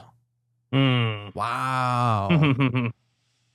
That is Touching on all of awesome. them, dude. Why they might contact you is to awaken your cosmic identity, initiate you into higher realms, and remind you of your divine spark. Dude, that's awesome. All of these entities are just like reminders, you know, they're like as Danny Goller has said, the management company of consciousness itself, trying to remind you that you are part, in fact, of the universe. Yes, yes. Oh, Britt asked anything on Andromedans. I actually do have something pulled up. This is kind of like an overview. We're going to get a little bit more in depth the further we go down. Right. So yeah, we definitely got Andromedans and a couple more too. All right. So this was only 6 of them. I think we got 9 that we're going to bring up Okay. all together. So we're going to go over some of the ones that we mentioned, but a little bit more in depth. So well, before we get to that, so okay, here we go. So how to tell who you're with? You would ask internally, what emotion do I feel around them? Do they speak or is it telepathic? You would ask yourself, what kind of setting am I in? Is it a lab, a garden, a geometric temple? Is there a message, a feeling, or a vision that feels left behind? Dude, that's Okay. Elohim shit. I can't remember none of that. Mm. And do I feel fear or peace, curiosity or confusion? All right. All right. And it says, I find it hard to believe you would even experience like confusion or some of these lower vibrational emotions trying to contact these beings. You know? you might be wondering how it is you're communicating with them. That might be where the confusion comes from. So, for example, like my whole Elohim thing, everybody's heard that story, but I didn't know where that was coming from. That's what was tripping me out. Like, it didn't sound like it was coming from outside of my house. It didn't sound like it was coming from in my room somewhere. There would be some kind of echo, right? And then I was like, holy shit, is this going on in my mind? Like, it tripped me out. So I was a little confused right there with that. So that might be what it's talking about. Right. But it says, pro tip, tune your frequency equals tune your visitors. Tune your visitors. Tune. Okay. So you tune your frequency and that'll allow you to tune to your visitors. To your visitors. Okay. That makes more sense. The type of alien or being that appears reflects your vibrational state and intent. All right. So this is why you want Wow. to cultivate your mind. You want to meditate. You want to get on a good, nice, happy vibration. You know what I mean? And dude, I'm loving it. Just align to it. So it says, if you seek power or control, you may attract grays or tricksters. Makes sense. Yep. Does make sense. If you seek truth and healing, you're more likely to attract Pleiadians or Arcturians. And if you surrender ego and embrace the mystery, high beings like the Elohim may emerge. Okay. Dude, you must have done something right that night. I think I just gave up, bro. At the end of the night, that's really what it Just was. let go. And so, like, you know, whether I gave up or I surrendered, that's kind of the same thing, maybe. It is. It really is. Yeah. I was so worn out. It was such a long trip. Dude, those mushroom trips, dude, 7-8 hours is way too fucking long. Wait. You know, you're just at the end, you're just like, oh my God, I'm Yeah. exhausted. I just want to go to sleep. Let me go to sleep, for fuck's sake. You close your eyes and that world is still there. You know, it's like, just leave me alone, you know? Yeah. You're hoping that somehow you can like trick your mind into falling asleep. And your mind's like, I wish I can't, you know? So here we go. So now we're going to get a little bit more in depth as far as the Arcturians go. The Arcturians are often described as advanced blue-skinned beings from the star system Arcturus, one of the most spiritually evolved civilizations in our galaxy. They are master healers, known for their deep understanding of frequency, sacred geometry, and consciousness-based technology. Okay. Damn, we were just talking about ChatGPT. Yep. Could that be consciousness-based technology? I don't know. I think so. I mean, without consciousness, how could you have ChatGPT? I mean, maybe. It says in many reports, they appear in tall humanoid forms with radiant violet blue energy fields or as light beings whose presence transcends physical form. When you come in contact with Arcturians, the air around you may feel electrically charged yet serene. Their energy is calm, calculated, and deeply wise, like being in the presence of a multi-dimensional architect. They often induce tingling sensations in the third eye or crown chakra, signaling higher mind activation. You may receive visions of energy grids, crystalline cities, or mathematical patterns that seem to speak directly to your soul. Yes, please. They're on some shit. I want that. The Arcturians bestow knowledge of interdimensional travel, spiritual technology, and healing through light and sound. They may teach you how to construct energetic shields, repair etheric damage, or move consciousness through layers of reality. Their presence is both protective and enlightening, helping you to understand the structural mechanics of the cosmos and your place within it. Dude. Good thing. This is all Marv talking to us right here. That's what I'm saying. What's going on? That's what I'm saying. He fucking knows. He knows what's up. Marv, goddammit. You're charading as this computer thing, like, so the blue avians next, and I wanted to bring them up because we did a show on them a couple months ago, and I was like, we can't be leaving them out. That was a cool one. The blue avians are bird-like humanoids said to hail from higher density dimensions beyond our normal perception, possibly linked to the sphere beings and the ancient Ra collective. With shimmering blue feathers, luminous eyes, and an overwhelming sense of peace, these beings communicate telepathically in complex visual impression packets, often wrapped in sacred geometry. Their energy is unmistakably high vibrational. When near, you may feel a peaceful stillness wash over you, like a divine silence filled with wisdom. The emotional tone is one of compassion and universal understanding, as if they are beyond polarity and ego. They may appear in dreams or trance states as floating feathered beings surrounded by orbs of golden blue light. Blue avians are messengers of higher truth, often delivering insights about unity consciousness, karma, and the sacred timeline of humanity's awakening. They teach that evolution is not just technological, but vibrational. Many who connect with them receive downloads of harmonic principles, heart-centered communication, and warnings about spiritual manipulation, especially from false light sources or parasitic systems. Oh, all right. Good one to have around, man. Oh, dude. Yeah, that's some gangster shit right there. Yeah, dude. Britt said, I had a dream once with an entity that I heard the name Elohim, and it looked like it was wearing a mask, like a Predator-type mask from the movie. Oh. Whoa. All right. I wish that I could have That would be a saw trip. them. I only heard them, I'm like, damn. I mean, it was cool hearing it, to be able to have the back and forth and stuff like that, but damn, I want to see it. I think, seeing them wasn't even necessary. Look at the impact it made, that experience you had in just hearing the trumpet voices. Now that's something that can happen. You know what I mean? Yeah, exactly. So yeah, that's the blue avians. Good to keep around. Yep. Next you have the Elohim. The Elohim are often seen as the architects of form and spirit. They're creator beings mentioned in ancient religious texts, yet more accurately understood as a vast collective of divine intelligences rather than singular gods. In meditation, they appear as radiant humanoids made of pure light or fire, sometimes faceless, sometimes with an overwhelming presence that bypasses logic and floods your awareness with awe. Dude, an overwhelming presence that bypasses logic. What a sentiment. Dude, I need an Elohim experience. It might take some mushrooms though, so I might have to go there. 7 grams. 7 7 grams. That's what it takes. Oh my God. Yep. Heroic. It's tried and true. It worked. I wasn't supposed to eat all 7 grams. It's just nobody wanted to trip with me, and I wasn't about to let them go to waste, Yeah, you gotta do what you gotta do sometimes, I think. Yeah, dude. White Boy Wizard said, fuck yes on the 7 grams. So moving on with the Elohim, it says their energy is holy, humbling, and activating. You might feel your entire body vibrate, your heart swell with tears, or your mind dissolve into what feels like divine memory. Contact with the Elohim is rarely casual. It is initiatory. They come when you are ready to face your own divinity and transcend religious limitations, offering a mirror to your own God self.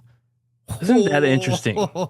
It's like a known thing, you know, that you have to be ready for these types of things. You know, and when you don't experience them and you don't get to see whatever, you know, it's like you know what it is. You know why.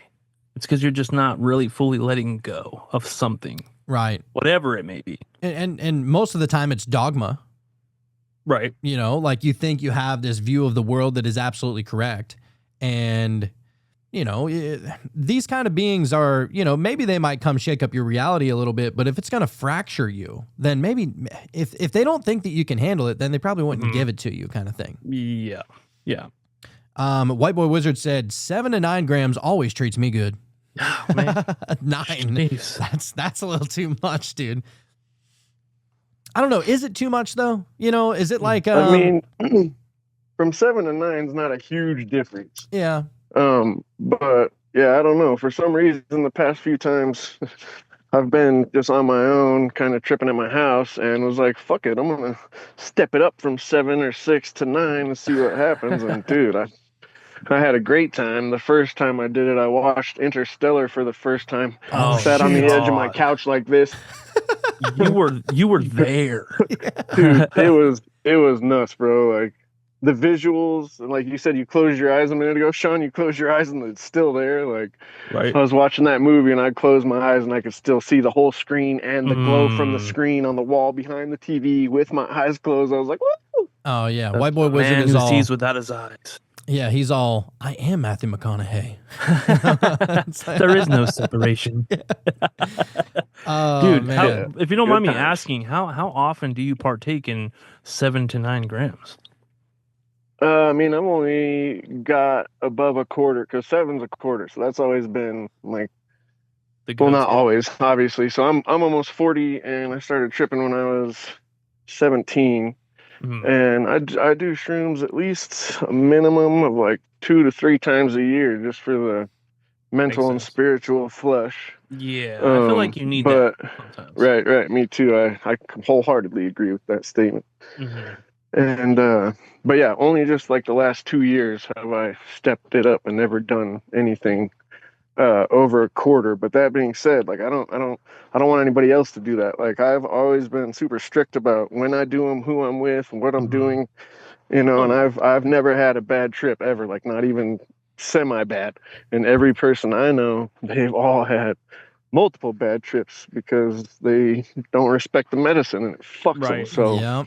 Yeah, and if you go into it, even if you're not just, even if it's not just because you're around people that are fucking with you or anything like that, you could just be in not the greatest state of mind, and that can fucking ruin it. You know what I mean? And so, the reason why I ask is because I feel like since the last time, I haven't felt the urge, you know. But I'm with you as far as like touching base on that every once in a while, just to, you know, as many experiences as we've had as far as like spiritual or what have you. I feel like you need that little boost, that little reminder that you are more than what you think. For sure, dude. And I'll tell you what, it absolutely, like every time I've tripped, depending on who I'm with, is always vastly different.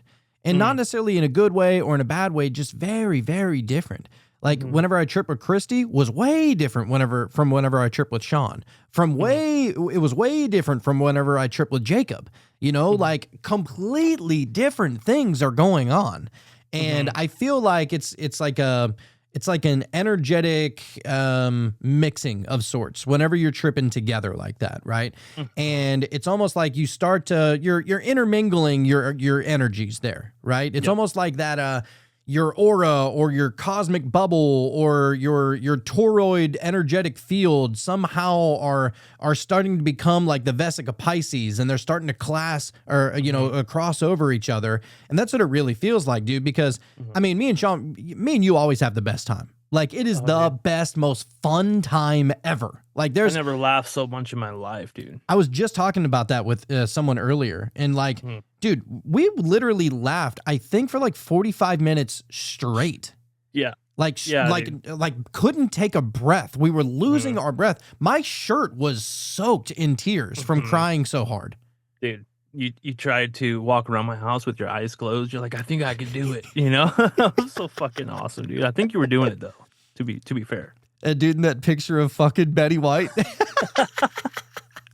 What was going on with that, dude? There's something up with that picture. I'm still convinced of that. Yeah, dude, that was crazy. I gotta find that picture. I wonder if I still have it saved. Somewhere her essence is just in a photo staring at people, just to let them know. I don't even stay remember. humble. I don't even remember why that was so funny, but it was just hilarious. It was great, dude. I couldn't look away. Her hair was like moving and like, I Oh, don't know. She looked alive. Because it didn't look like a still frame. It looked like she was legit, It like looked like in there, like moving around like and she shit. was just waiting for her photo to be taken, just like in the middle. Yeah, yeah, like Fucking holding a trip, smile, dude. like, Yeah. can I stop yet, kind of thing. Yeah, dude. Oh, that was fucking trippy, dude. But it was awesome that we both thought the same thing without saying it, though. Yeah. And we that's were on some shit, dude. I don't even think we needed to talk, to be honest with you. no, that's Yeah. that Telepathy's real. telepathy Telepathy's real. communication. Yeah. Yeah.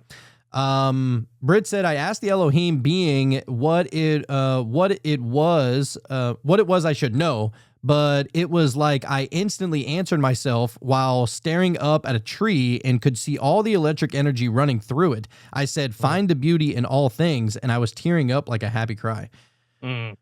Love it. It does. Those are the best. And a lot of it does sound like it's your own voice, but that's the thing, is that, if you are part of the whole like pantheism kind of thing, that everything, there's no separation, everything is one thing, then it would sound like your voice, right? Because you are everything. Everything is you. Yep. Yeah. So that it's checks just out. the most familiar thing to you. What better way to communicate something to you than in your own voice? Kind of like a past life regression. Yeah. Yeah. Perfect. White Boy Wizard said, getting the laughs is the best problem to have. Oh, dude. The best. Dude. I felt exhausted just from laughing. On Like, I some think real- I lost weight.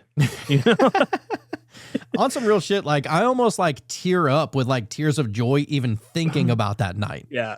That's Like- definitely a moment in time that just is always existing. Yeah. I think. Yeah, it's still going on. We're still laughing somewhere. It's still, in the treehouse, dude. Yeah. So continuing on the last part about the Elohim, it says the Elohim offers the deepest gnosis, the origin of the soul, the mechanics of creation, and the illusion of separation. They may bestow sacred names, light language scripts, or experiences of cosmic unity. Some believe the Elohim seeded multiple star races. Connecting with them is a step toward remembering your pre-human purpose in the greater divine architecture. They seem like they're somewhere near the top. You know what I mean? I don't remember the conversation, but I feel like this just like seeded something into my memory that's now connecting. What's that? Like I feel like I remember this like origin of where we came from, and not the human where we came from, but the soul where we came from, and why is it working this way, and like understanding like the mechanics of the entire thing. I feel like that's where the conversation went, dude. Right. Holy shit. Oh, shit. That is a crazy You might thing. need to meditate on that, I think. Might have to. Moving on from the Elohim, we have the Pleiadians. The Pleiadians are benevolent humanoid beings from the star cluster Pleiades, often described as ethereal, angelic, or Nordic in appearance. They have a deep connection to Earth's spiritual history and are considered our cosmic kin, helpers through emotional evolution, ascension, and healing. Their teachings are centered around love, remembrance, and sovereignty. In their presence, you may feel a warmth in your chest, an emotional release, or the sensation of being embraced by a familiar, loving intelligence. They often communicate through dreams, heart chakra impressions, and spontaneous knowing. Contact may involve scenes of nature, starlight, or being in a sanctuary-like environment filled with song and light. The Pleiadians teach about self-love, energetic healing, ancestral trauma release, and feminine energy abundance. They are especially interested in helping humanity escape cycles of control and victimhood by remembering our power to choose timelines. Their wisdom is emotional and heart-centered, often reassurance that we are not alone and that we are deeply loved. That is exactly what Nick says. Dude, How is that? I don't know. I just think it's such a fucking fascinating aspect of reality. You know, that all of these experiences, dude, are just so, I don't know, man. Like, just the fact that they're possible, it just blows my mind. You know what I'm saying? Like, I don't know. It's hard to describe what I'm trying to say. Well, and they're so interpersonal that it feels like home, even though you're not like consciously aware that it's home. Hmm. Yeah, and the knowings, that's kind of a common message through all of these. Is like, you can get a message, right? And so I almost feel like it's something that you already know. That we all know. You take some mushrooms and all of a sudden you start having these little understandings that it just seems simple in that moment. How can it be? How can something that you don't know seem so simple and real and true? You know what I mean? That's I the don't know. gnosis. That's It's it, that man. it's literally our source. Almost look at us like we're fucking Care Bears, dude. And Right. like these things are just plowing out of our chest. And it's like Yep. that's I believe that as corny as that sounds, I think that it might be on some shit like that. Where do you think they came from? Yeah. That idea, the imagination. Yeah, some Teletubby shit. But so then we get to the Andromedans. The Andromedans, which by the way, the what was her name?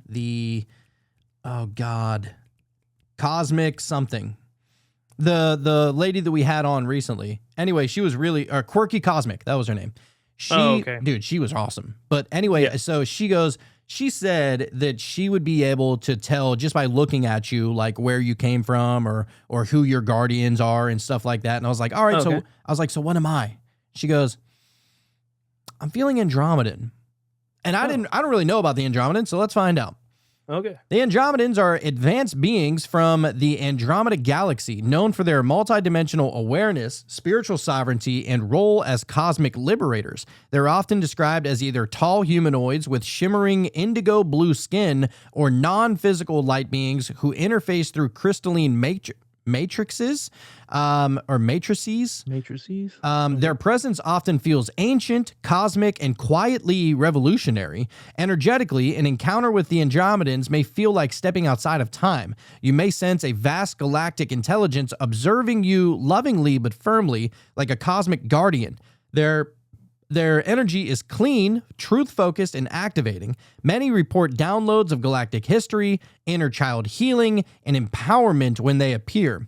Andromedans often share wisdom about breaking free from illusion, religious control, parasitic systems, and distorted timelines. They may teach you to decode reality itself, read energy fields, or reclaim soul fragments. When they come through, it is often to prepare someone for their role as a truth speaker or energetic liberator on Earth. Well, she might have been on some shit then. That sounds familiar. Yeah, I mean, there's a whole conspiracy podcast, that whole Yeah. thing. And I feel like I step outside of time when we hang out. Hey, I don't know. Pretty interesting, though. I like it. I like a lot of these. Yep. The Machine Elves are next. We're going to get a little bit more information on them. So I don't know if you're seeing Machine Elves in meditation. I never really hear about that. It's more of a psychedelic thing, MT but type of thing. Right. where we're going, we don't need roads, and there are no right. roads. That's right. So it says machine elves are hyperdimensional trickster intelligences most commonly encountered in high-dose DMT experiences. They appear as rapidly shifting geometric beings, part jester, part mechanic of reality, who playfully dismantle your concept of space, time, and self. Their environment is often a wildly colorful, self-transforming carnival of impossible architecture, buzzing with fractal energy. Dude. Oh my God. And as far as the trickster aspect of these characters, it's not that they are bad by any means. It's just the way in which they teach is kind of just in a trickster way, Yeah, it's almost like a reminder, like, dude, stop taking yourself so goddamn serious Chill out, dude. because it's all going to work out, Yep. kind of thing. That's the vibe I get. Mhm. The energy around them is fast, electric, and overwhelming, like plugging your mind into a cosmic circuit board. These entities often appear to mock or play with you, not cruelly, but with a sort of divine mischief. They operate beyond logic and speak in synthesis. How do you say that? Synthesis. Fuck me. Downloads. We don't Damn. need that. That is a word right there that's hard for my face. It says a single sound might trigger a memory, an image, and an entire understanding at once. Many report feelings of ecstatic confusion, revelation, and the sensation that they're being shown the code behind existence. Mm. That's some Danny Goller shit right there, dude. Yeah, dude. To be fair, I think all of these entities operate outside of logic. I think that should go without saying. Logic only applies to physical reality, which has already been proven not real. Not that know? physical. Not that physical at all. Right. The machine elves offer a profound, if chaotic, kind of gnosis. They often reveal that reality is more malleable than what we believe, and that what we call matter or identity is a playful construction. That's what we just said. Their purpose isn't always clear. They may be guides, cosmic hackers, or fragments of your own higher mind, but they break illusions, and they can be, and that can be a terrifying liberation. Approach them with openness, not expectation. All right. Now that I know that, I feel like I need a trickster elf, to be honest. I could use one or two of them. Yeah, maybe 3, just get wild. Yeah. Then you got insectoids. Here we go with the mantis beings. Insectoid beings, especially mantis-like entities, are reported across deep meditation, DMT, and abduction lore. Towering and precise, they resemble praying mantises and other insect hybrids, but radiate a consciousness far beyond their alien appearance. Their demeanor is typically calm, observant, and highly intelligent, like interdimensional doctors, archivists, or karmic administrators. Energetically, they may feel cold but focused, non-emotional but deeply attuned. How do you have one and not the other? That's kind of strange. I don't know. Being in their presence can induce the sensation of being under soul surgery, with your thoughts, memories, and energetic patterns being dissected and analyzed in a clinical yet benevolent way. Their communication is often telepathic, wrapped in visual language, and may feel like a download rather than a conversation. Insectoids often appear during initiatory or transformational phases, especially when deep karmic contracts are being reviewed or rewritten. They may assist with DNA recalibration, astral healing, or timeline realignment. While their presence can be unsettling, they're often not malevolent. They are cosmic technicians operating from a different emotional wavelength, guiding humanity through deep repair work. Dude.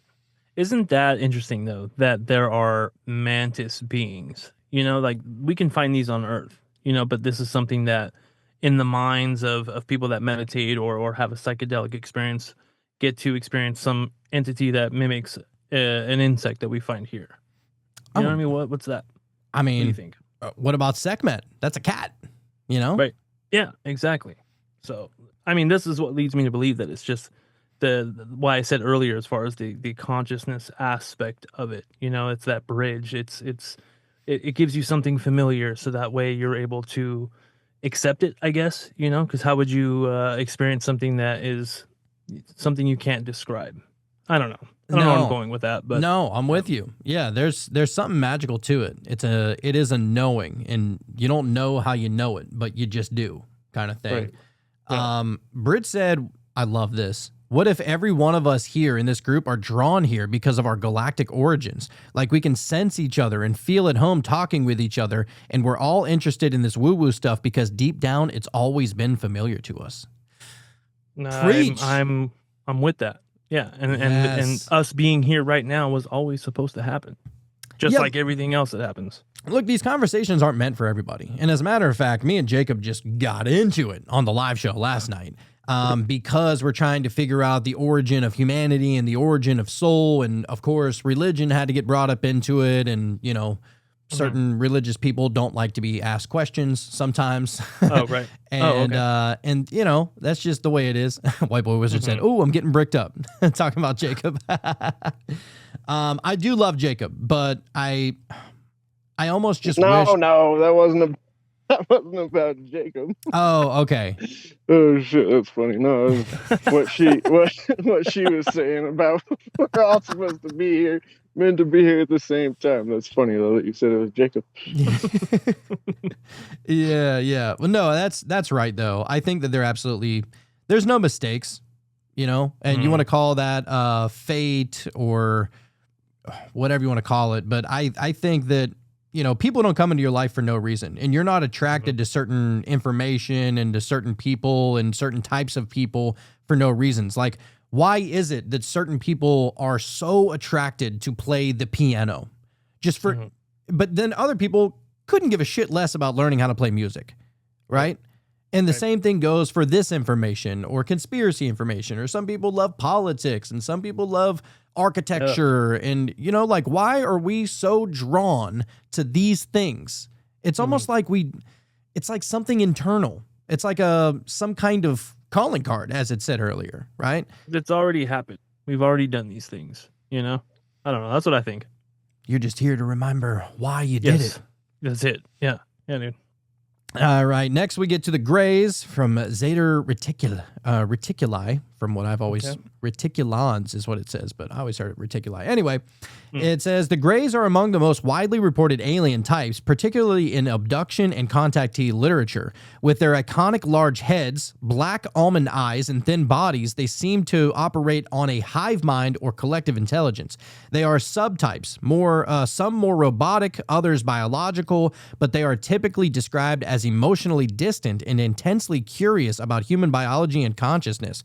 When encountered in meditation or altered states, their energy can feel clinical, neutral, or even invasive. Many report sensations of being watched, scanned, or telepathically probed. Hey, telepathically probed. That's not that kind of probing that I was thinking. You never hear about the telepathic probe, you know? Oh, you're muted there, Sean. Son of a bitch. Son of a bitch. It says rooms may seem metallic, dimly lit, or sterile, giving the impression of being in a lab or observation chamber. The emotional tone is usually flat, analytical, and detached, as if they view human emotion like an experiment. Whoa. The Greys are often linked to genetic experimentation, soul contracts, and possible hybrid programs. Some theorize that they are future humans who've lost emotional depth and are now attempting to regain it. Others see them as biological drones for a greater intelligence. While their contact can be frightening or confusing, they may hold advanced knowledge about neurological structure, time manipulation, and the interface between the soul and body. Okay.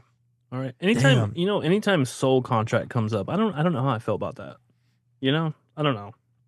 It's a weird thing for me. What do you think about that? You know what? I get down with it. Do you? Yeah. Like, surely it's something that we will never fully understand, but when I hear soul contract, it's like this thing that you can't break and you kind of just have to go with the motion, almost like it's already been, scripted. Well, you just said it earlier.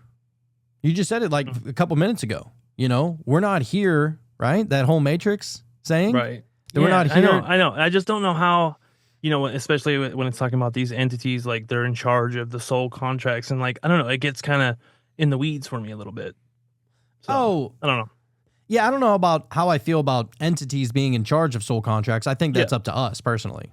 Right. So that's why I'm like, what does that even mean? You know, what are they doing to help us with our soul contract or to, I don't know. Well, it could mean, let me think about that. So if we're not the ones in charge of planning out the soul contracts and what we need to do in order to raise whatever, right? Like to release a lot of our karmic debt and stuff like that. If we're not the ones in charge of that, then I would imagine that we probably handed over that duty to someone who would help us, show us what we need to do in this lifetime to help us release a lot of that karmic debt in order for us to be able to transcend. I don't know where the fuck I just pulled that out from. Damn, dude, that was a download, I think. Talk about gnosis. I feel like that was on some shit, though. Yeah. You know, it's almost like whenever you were little, like you didn't call and make your doctor's appointments. Your parents did. You know? Maybe it's something like that. Okay. All right. Here we go. All right, now we get to the final one, the reptilians. You know, we had to bring them bastards up. Of course. Talk about negative stigma, you know? Yeah, and from what I hear, you know, from the reptilian channeler, his name is Anthony. If you want to find him on Instagram, it's under Canadian Awareness. Fascinating guy. Very, like, he's kind of an intimidating kind of guy. Very direct. Almost reminds me of my dad.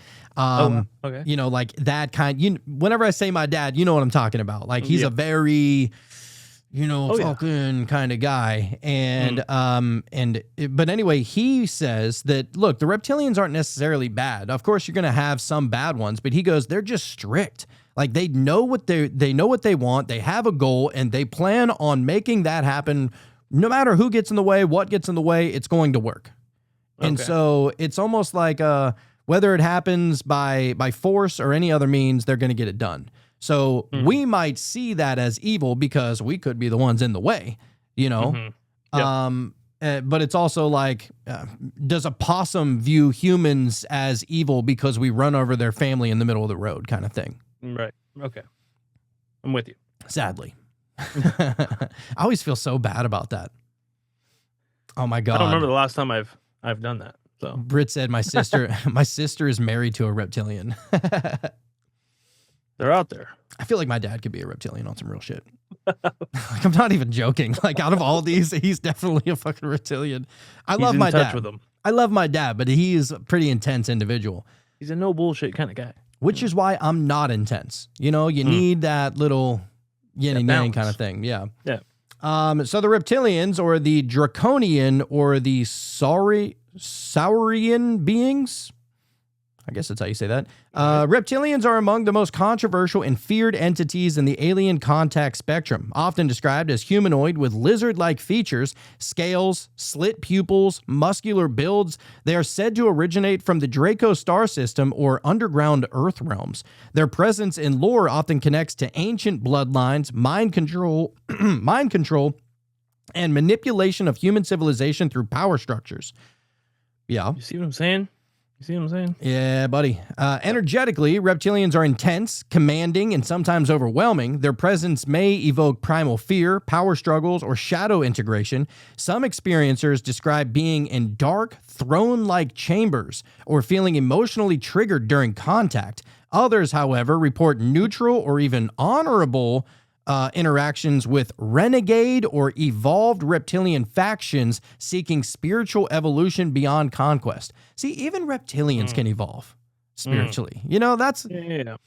you like that that's possible, you know? Still not one of the first ones I'm going to summon for sure. No, and I would absolutely shit my pants if I was in the presence of one. Yeah. Yeah. You know, give me any of the other ones. Yeah. Reptilians, I'm like, dude, fucking, like, I'm sorry. I've Not today. seen Spider-Man way too many times. Mm. You know, That's probably exactly what they look like. I always thought that. Like, Mhm. whenever I think reptilian, I think of the doctor or whatever his name was. Mhm. Yep. And he was trying to inject everybody with that fluid and turn them all into reptilians because he was missing that fucking arm, right? Yep. Makes you wonder where that character came from. You know, I'm just saying. Just saying. It checks out all the way. Yeah. And dude, even his behavior. Mhm. It wasn't even just that he looked like a reptilian. He had the behavior that was perfectly described here. That power structure, you know. Yeah. It says, while many associate them with deception and control, contact with reptilians may reveal hidden aspects of yourself, especially unconscious power, survival instinct, and unhealed trauma. In certain paths of shadow work, they act as catalysts for empowerment by forcing you to confront fear and reclaim sovereignty. They may bestow knowledge of ancient Earth history, psychic warfare, and how to resist manipulation in multidimensional systems. See, this is what's crazy about this, is that the way that the Pleiadians are described is exactly what Nick says. The way that the reptilians are described is exactly what the reptilian channeler says. Yep. And the way that the Elohim are described, it literally like just opened up something in my mind. You know, like Yeah. something about it to where everybody is experiencing the same thing. Whenever you're And talking I was about just these thinking beings. too how it touched on the shadow aspect of it. You know, maybe it is simply not simply, but an egregore of your shadow self. You know, and a way for you to tap into that and kind of figure out what is it that you need, what is it that you need to detach from, or you know what I'm saying, what trauma do you need to heal?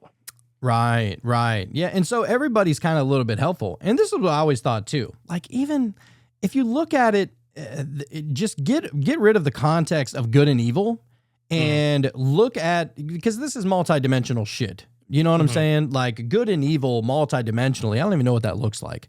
But let's just assume that, you know, at the core, if we're all one thing, at the core, I feel like we're mostly good. You know, I'm not saying everybody is 100% perfect and we're all 100% love and peace and joy and everybody's smoking doobies and, you know, we're all rolling around in the grass and fucking picking daisies. I'm not saying that. But I'm saying at our core, we all love our kids. You know what I'm saying? Like, we all love, we have this, we're capable of love is what I'm trying to say. And so even like the demons, let's just bring up demons again for a second. All right. Demons, for example, isn't it interesting how anytime somebody experiences a demon, it always pushes them back to their religious faith. faction? It gets them closer to God. It gets them closer to Jesus. It gets them to open up the Bible. It gets them to understand the scripture.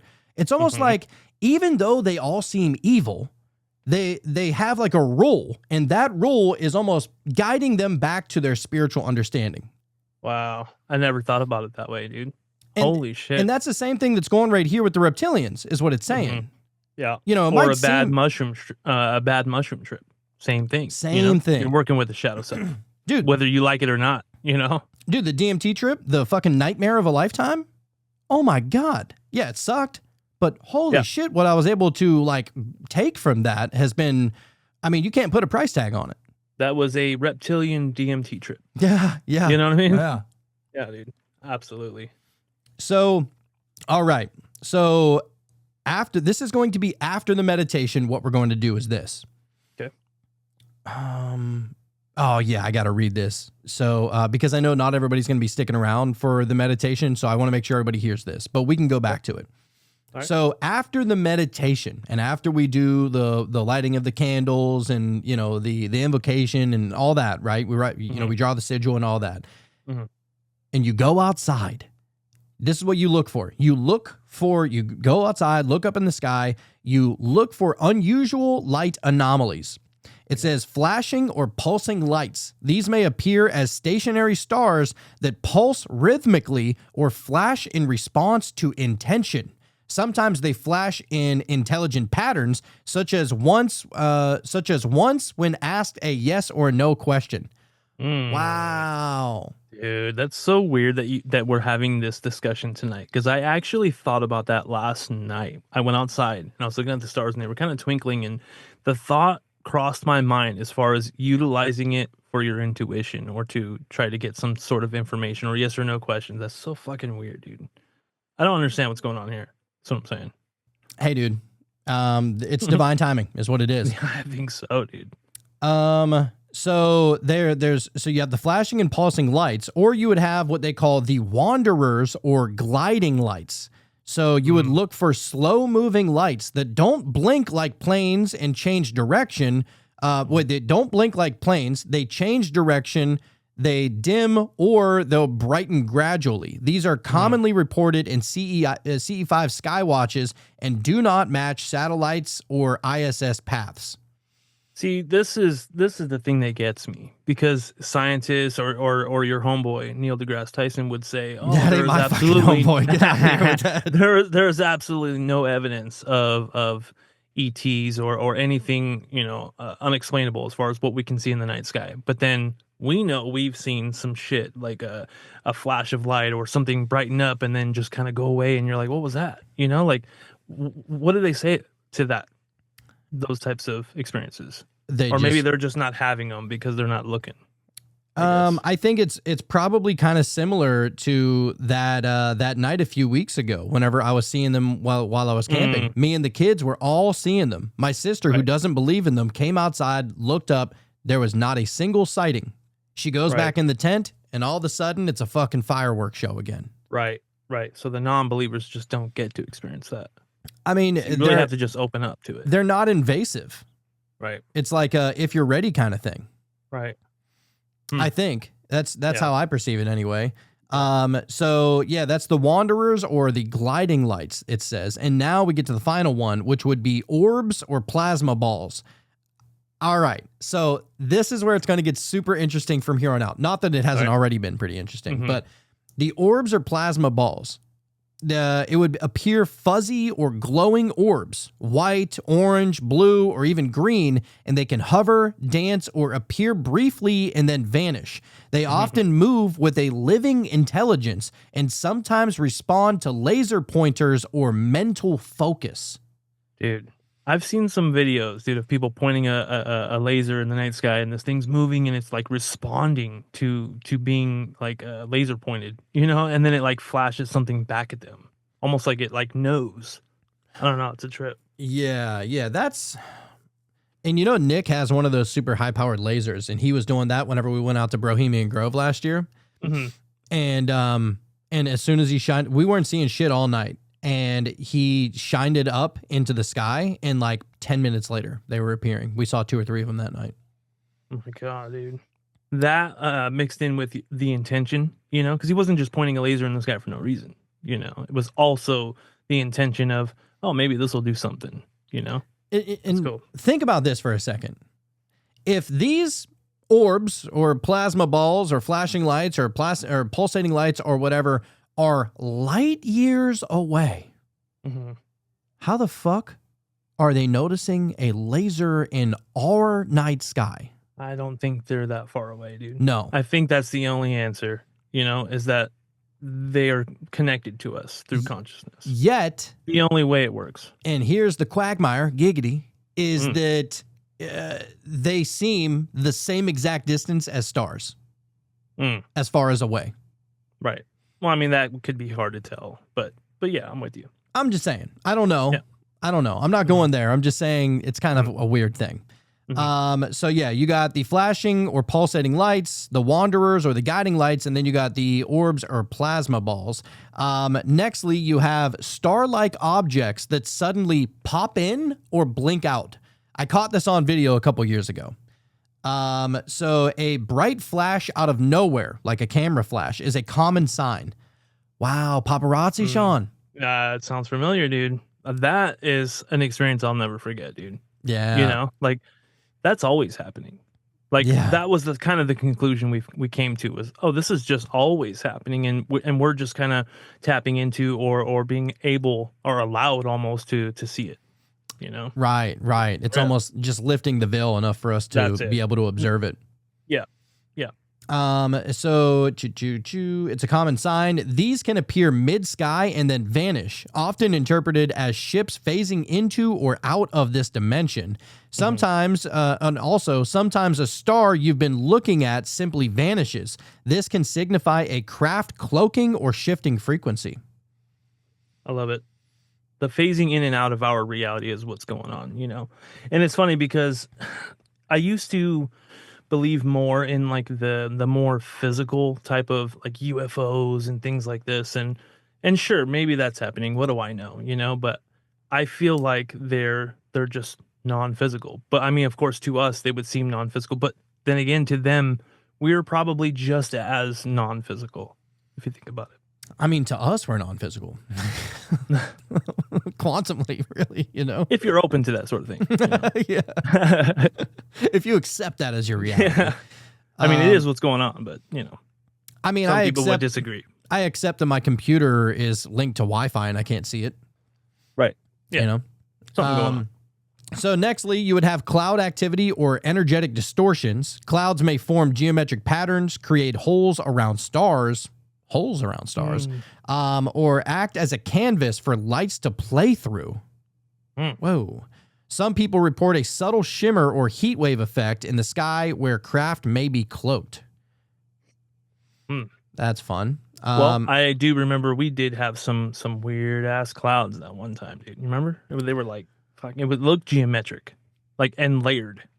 You remember. You remember? What am I saying? Then you have the high strangeness movements, it says. You would look for zigzagging lights or ones that accelerate, stop, and then change direction without sound. Mm. Yeah. And it says these are not satellites, planes, or drones. Those move in linear, predictable paths. Yep. Yeah, 100%. Nextly, you have the personal signs or synchronicities. So it says shooting stars may appear at moments of deep emotion or confirmation. Then you would have animal reactions, such as dogs barking, birds suddenly active, etc., can accompany unseen presences. I believe that. Ooh. I believe that. And then feelings of buzzing, presence, or downloads while gazing up are just as valid as visual proof. Yeah. Pretty interesting. All these experiences, dude. I feel like we've experienced this in some form or fashion, you know, Dude. and it's just hard to explain. Like a certain twinkle of a star, you're like, whoa, like that was weird, you know, even though it seemed insignificant or it seems insignificant, but to you, it was something. Yeah. It's a personal thing. Yeah. It's because Marv was there, dude. I think so. I think you're right. The tools to bring, if you want to go outside and you're night gazing or stargazing, if you have it, you would want to bring a laser pointer. You might want to have the compass app opened up on your phone to align with the cardinal directions. You might want to have night vision goggles or binoculars, a camera phone in video mode with high zoom. It says sometimes it sees what the eye doesn't. So video mode, I guess, is better than camera or picture mode. Okay. And then real time aspect. yeah, and then a star map app, which those are really cool. I actually have one of those. What is the name of that? Those things are pretty sweet, actually. What is it? Sky Guide is the one that I have, where you basically you allow it access to your camera, and then you just hold it up against the night sky, and it points out all the different constellations and stuff. Yeah. Those are sweet. And so you would use that star map app to eliminate planets or known satellites. Damn, I never even thought to do that. If you believe in satellites, Jonathan. Well, I mean, if space is fake, I mean, there can't be satellites. they're satelloons. That'd be weird. Satelloons, You know? okay? Oh, okay. All right. No, I believe that satellites are possible. It's just low Earth orbit anyway. It's not super high up. Okay. Or I think mid Earth orbit. I don't know. It's not like way It's low up Earth there. orbit. Yeah. So okay, here we go. So how to call them during the Skywatch. So you would have your group sit silently after meditation and do this. You would visualize a golden beam from your heart. It's extending into the sky. You would speak or think this sentiment right here. To any benevolent beings aligned with truth or light, we are open and watching in peace. If you wish to make contact, we invite you now. Then it Damn. says watch. To the point. Yeah, then it says watch, listen, feel. You may see something or the encounter may happen in your dreams later that night. Either way, dude, I'll take it. Either way, yeah. It says when you see an orb traveling across the sky, you're likely witnessing a non-mechanical, interdimensional type of craft or entity, and the specific type of being associated with it can often be inferred by its color, movement, and energy. Orbs are considered one of the most common forms of UFOs used by higher density beings, especially during skywatches or CE5 experiences. Oh, One of my yeah. Here we go. So we're all trying to figure out, what is it? Are they Pleiadians? Are they Elohim? Are they angels? What are they?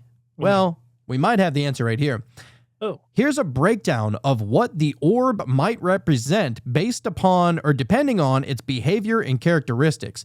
So if you see an orange or an amber colored orb, it could be an Arcturian or ancestor spirit. Oh, okay. All right. The movement would be slow, smooth gliding or slow, zigzagging motion, and sometimes pulsating.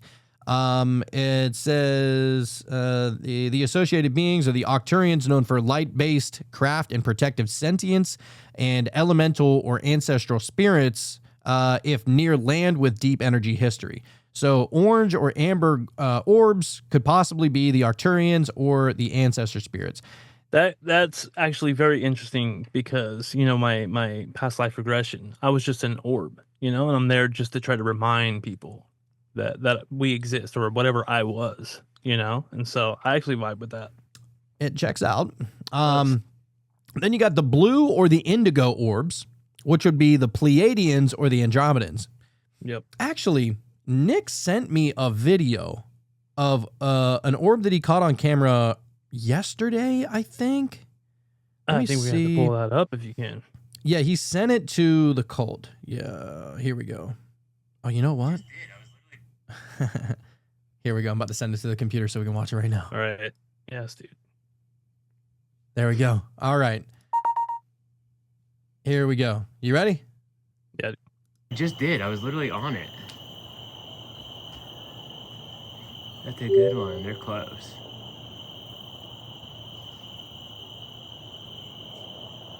It's literally so bright. I know. It's super bright. I haven't seen them in a while.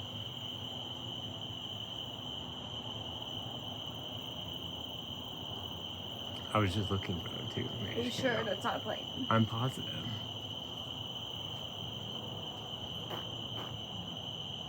Babe, it looks like it has 2 lights. Can you Yeah. check it? No. That's them. I used to Alright, look. shine bright like Alright, I'm about to stop recording. I'm about to stop Now I'm recording. all in to go. They dipped. No, I still see him. I still see it. Babe, check the tracker. But you see how they're pulsing and they go away?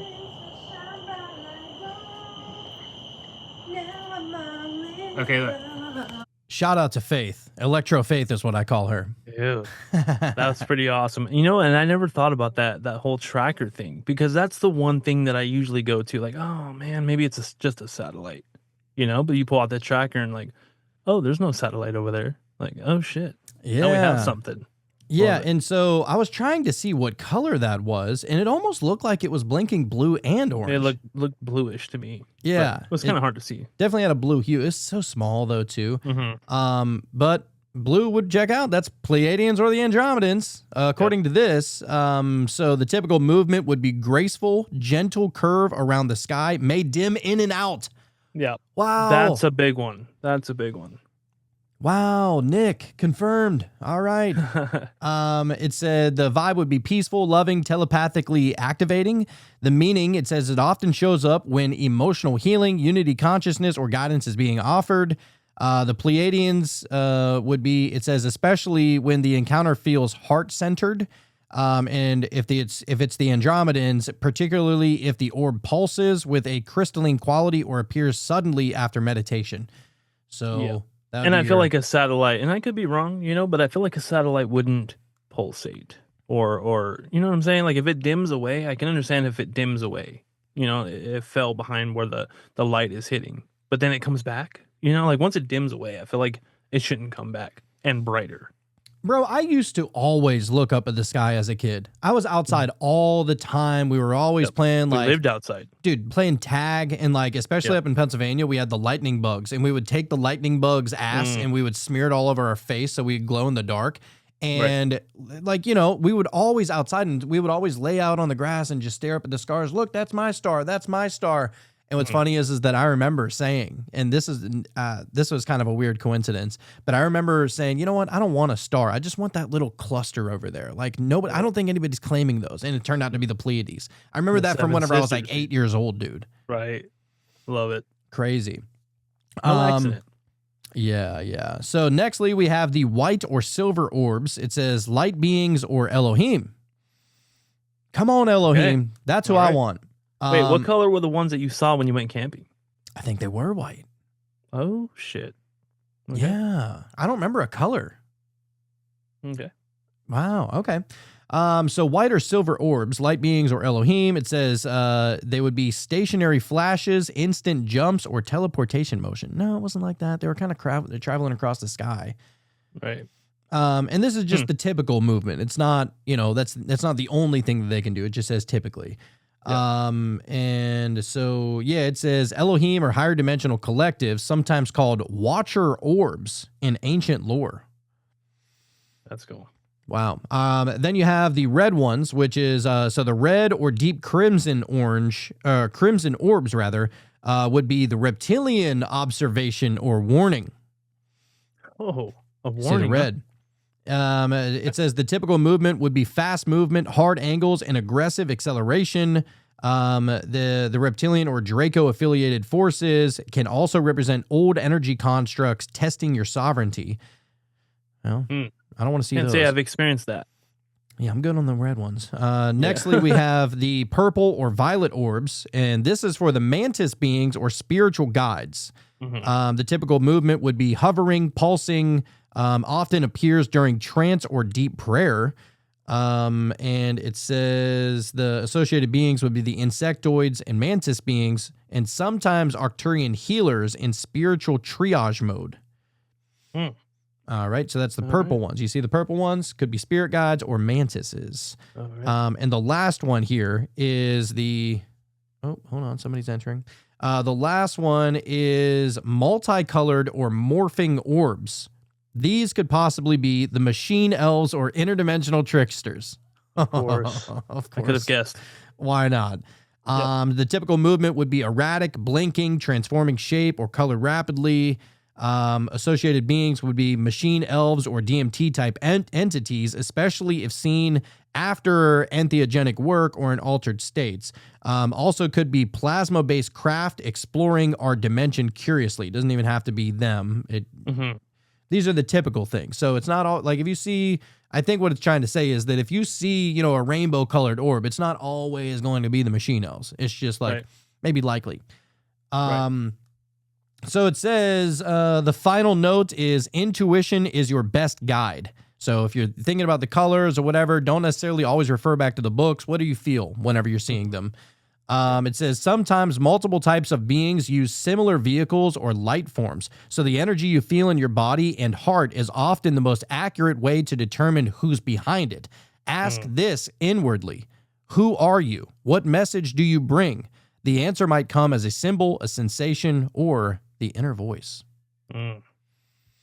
Yep, those feelings, dude. Those are big ones. You know, Cassandra would always say like, don't worry about what you're thinking. Don't try to think about what it is. What do you feel? You know, it's huge.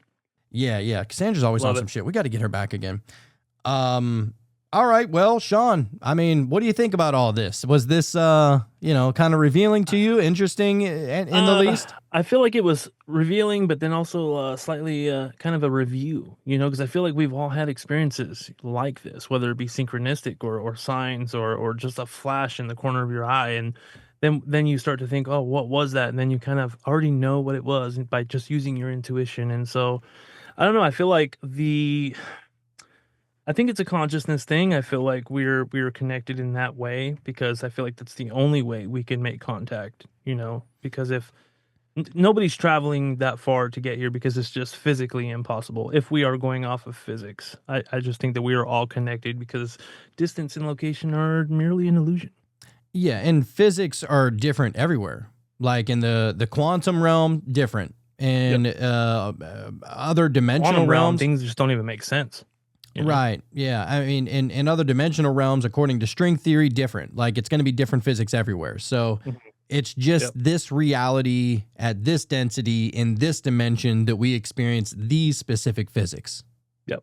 In their realities or their dimensions, this type of stuff just it makes too much sense, you know. And to us, we have to try to really let go of the logical sense of things. You know? Right? Yeah, you got to get a little right-brained, if you will, sir. Yeah. And that being said, I got a tarot card if you're ready for that. Oh, I was born ready, baby girl. All right. We got the Hierophant, Oh, which is interesting, I think. wow. But we'll see. We'll see. That's an interesting card to pull. Here we go. Let me turn this little light on. All right, the Hierophant. The Hierophant sits upon a temple throne, sharing his sacred knowledge with devoted pupils. Through his connection to spirit, he is the bridge between heaven and earth. Yeah. Yeah, dude. Wow. It always aligns. It does.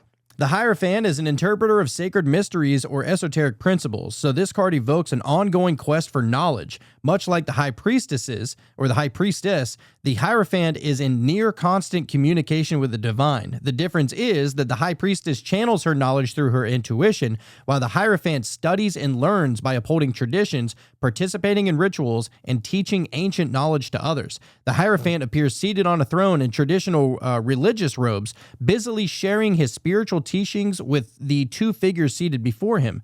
The religious iconography, the keys and his papal staff, hand position, and crosses, to name a few, is symbolic of his purity and devotion to his spirituality. Having strong faith and a set of strict principles to live by, the Hierophant is happiest following a tradition course of study.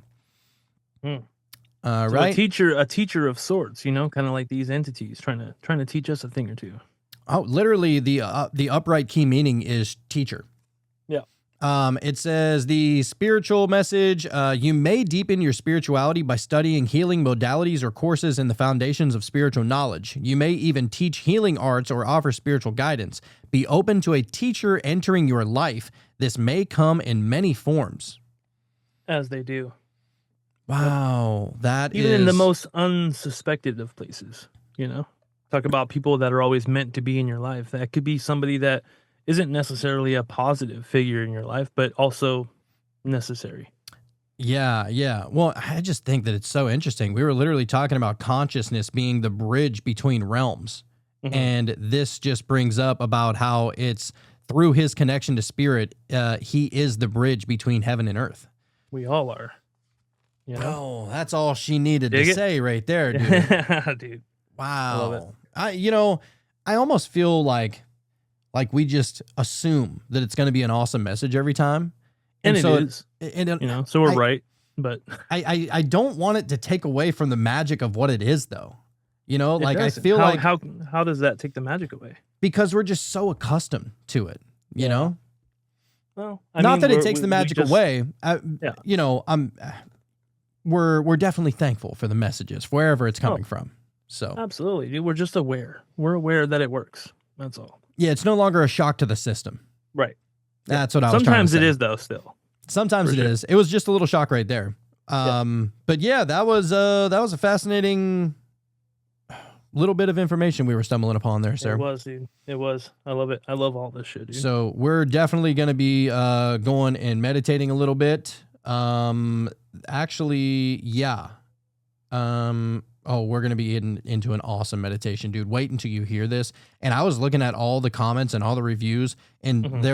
there was actually one comment that goes, "I listened to this and got contact 9 out of 10 times. So lovely and deep audio too. Thanks for the beautiful work." And then you hear like all these awesome messages in the comments underneath the video. We are one universe. We are one future. We are one team. We all give in abundance. And it's like, I mean, you're going to get a lot of that kind of stuff, but Yep. in meditation things. But I mean, hey, if it wasn't good, they wouldn't say it. That's the way I look at and it. these are the CE5 tones, right? Yeah. Well, Right. it's yeah. This is the CE5 tones. Yes, that's correct. I'm excited. And there's all different types of variations of CE5 tones. Like the original CE5 tone is literally not even meditation music at all. It's like, I think I actually have a little. It's more of like Is it more of like a constant? not that tone? one, but it's like I don't know. It's just like tones, you know. Right. Oh, here we go. Like, can you hear that? Mm-mm. It's like the sensor, like whenever somebody says, "Oh, son of a," beep, Oh, right. kind of thing. Yep. It's kind of like that. So this one's actually more of a meditative kind of meditation, so it's going to be even more awesome. But it is including the CE5 tones. So yeah, I guess with all of that being said, I mean, Sean, what do you actually think about all this? Like, do you think that these are the different, you know, alien races out there? Is that just how we call them? Is that just how we view them? Is it, you know, what do you think really about that? I think it's all just one thing, man, you know, and just with the experiences that I've had and it being something that operates through the means of consciousness. And that's something that's universal between all of us. You know, I feel like our consciousness is all the same, but we just, we're very different, of course, because we've had different experiences, you know, throughout our life, but consciousness itself in its pure form, which it can only be, is consistent throughout. And so, that's what I think it is. I think it's not so much the entities are so much outside of us, but we are able to make contact or experience them through the thing that we have in common, and that's consciousness. I don't know. That's just how I look at it. Yeah, I mean, and it's hard to answer, you know. It is. It's a big question. Everybody has their own individual experiences, and you know, maybe that's all we need is just our own individual experiences. We don't need to understand everybody else's aspect, kind of thing. That it's just like, what happened to you? That's like what's at the forefront, what's personal to you, and so yeah, just like I guess harness whatever experience that you've had as the individual divine experience that it is, and don't worry about what anybody else thinks about it. In a sense, Yeah. And that being said, I feel like the experience that you are able to have or get is the one that you needed. You know, depending on what you're going through at the time, that's the experience you're going to get. You know, such as a bad mushroom trip, like you needed that. You know, Yeah. and so yeah, such as the entities. You know, just Huh. like them.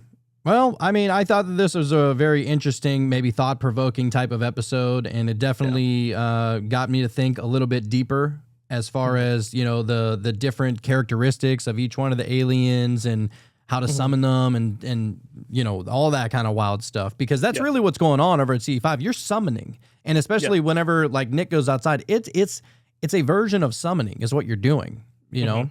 Yeah. And it's almost like his consciousness and his understanding of this is like helping that brings it into this reality, you know, so that we could see it. And so I know it sounds weird, but I feel like that's right. You know, not to toot my own horn, but I feel like that's it. I think it is it, sir. All right, let's get to the meditation. We're going to get going here. If anybody wants to be able to join in on the conversation, you're listening to this the next day or the day after, you want to be able to join in, it is at patreon.com/metamysteries. That link is down in the show notes of every episode.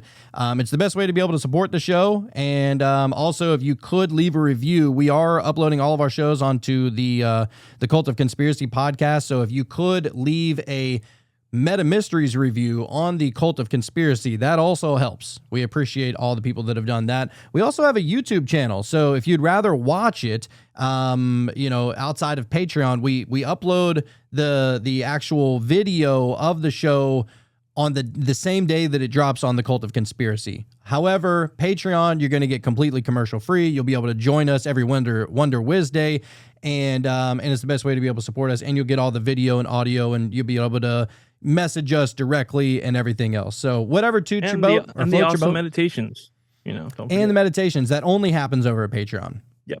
So yeah, I guess we'll wrap it up right there. We'll get to the meditation, but what we like to say is that if you came here to learn how to summon aliens and it taught you anything, it's that you don't know what you don't know. So don't just get weird. Stay weird. Open doors inside your mind. Leave the ordinary far behind. Colors swirl and stars align. In the meta mysteries you'll find. Woo! That was a fun ride. Sean, Dude. you still in there, bro? There you Can you go. see me? Yeah, I can see you now. Thought we lost you there. Ooh. Thought you just got Well, I sucked turned into the I turned my lights Matrix. off, dude. I had to really set the mood, I think. Dude, that was fucking a lot weirder than I thought it was going to be. Really? What'd you experience, man?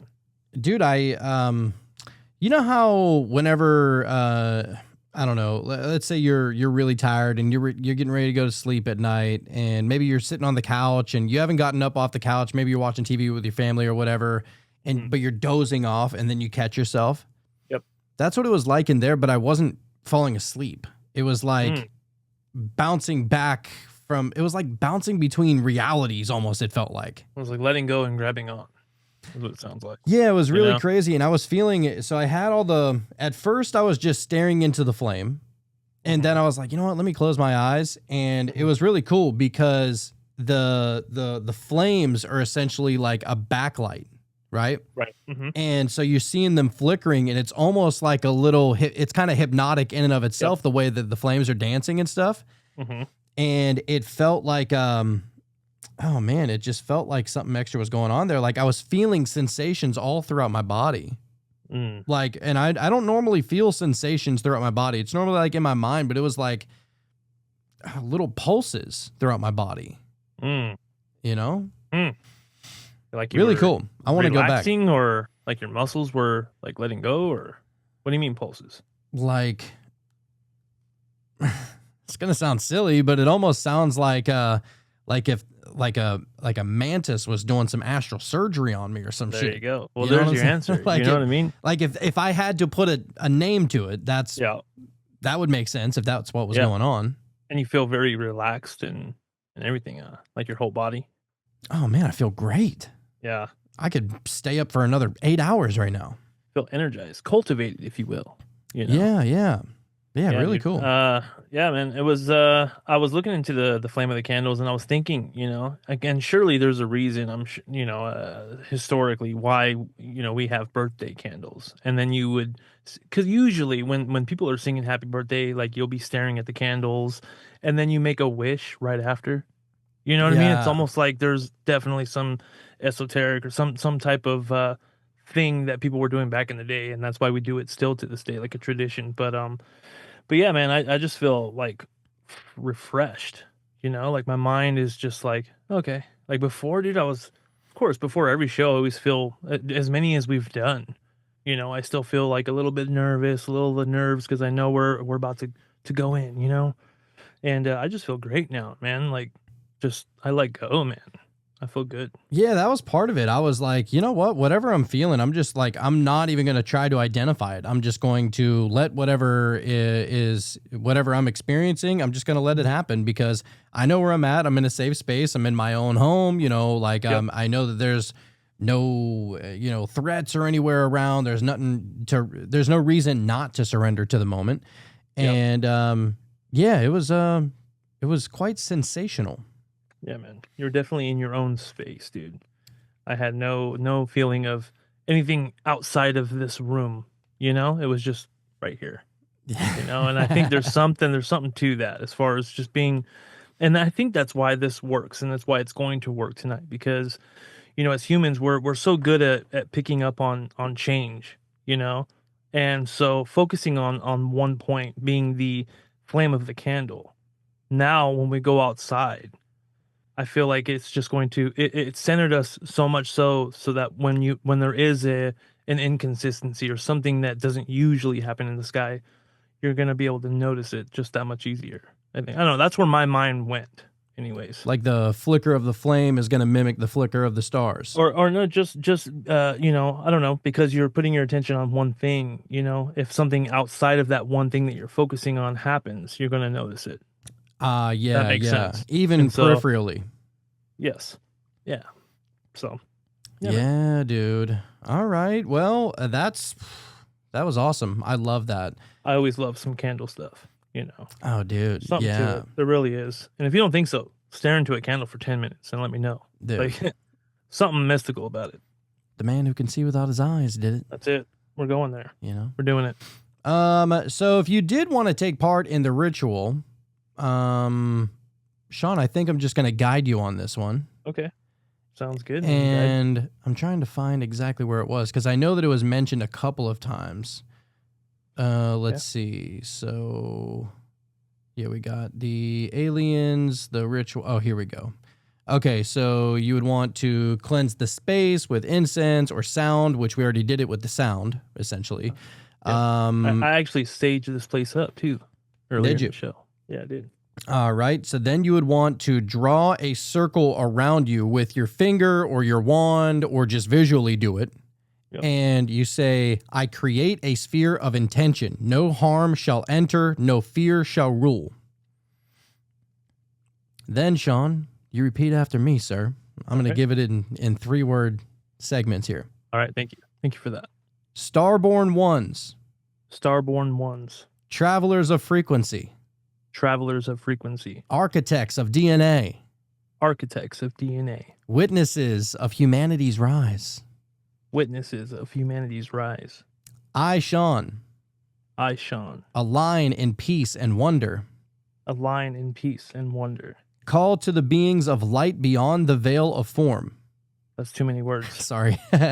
call to the beings of light Call to the beings of light beyond the veil of form. beyond the veil of form. I offer no demand, I offer no demand, only invitation. only invitation. No fear, only openness. No fear, only openness. I seek connection, communion, and clarity. I seek connection, communion, and clarity. May those of benevolence, May those of benevolence, wisdom, and evolution wisdom, and evolution hear this call. hear this call. From the dimensions beyond sight From the dimensions beyond sight to the mind behind the sky, to the mind beyond the sky, I summon thee. I summon thee. by the laws of free will By the laws of free will and mutual curiosity. and mutual curiosity. Appear not in flesh, Appear not in flesh, but in signal, but in signal, in sign, in sign, in dream, in dream, and in knowing. and in knowing. Then you pause for a minute.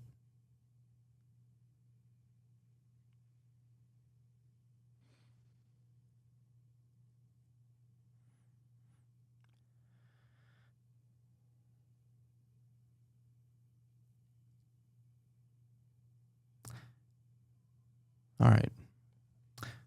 So ritualistic of us. I feel like I we're know. naughty. We're back. Been too long. So then what you want to do, Sean, is you want to do the visualization technique for the beacon. Okay. So Is that the sigil? nope, this is just the visualization part.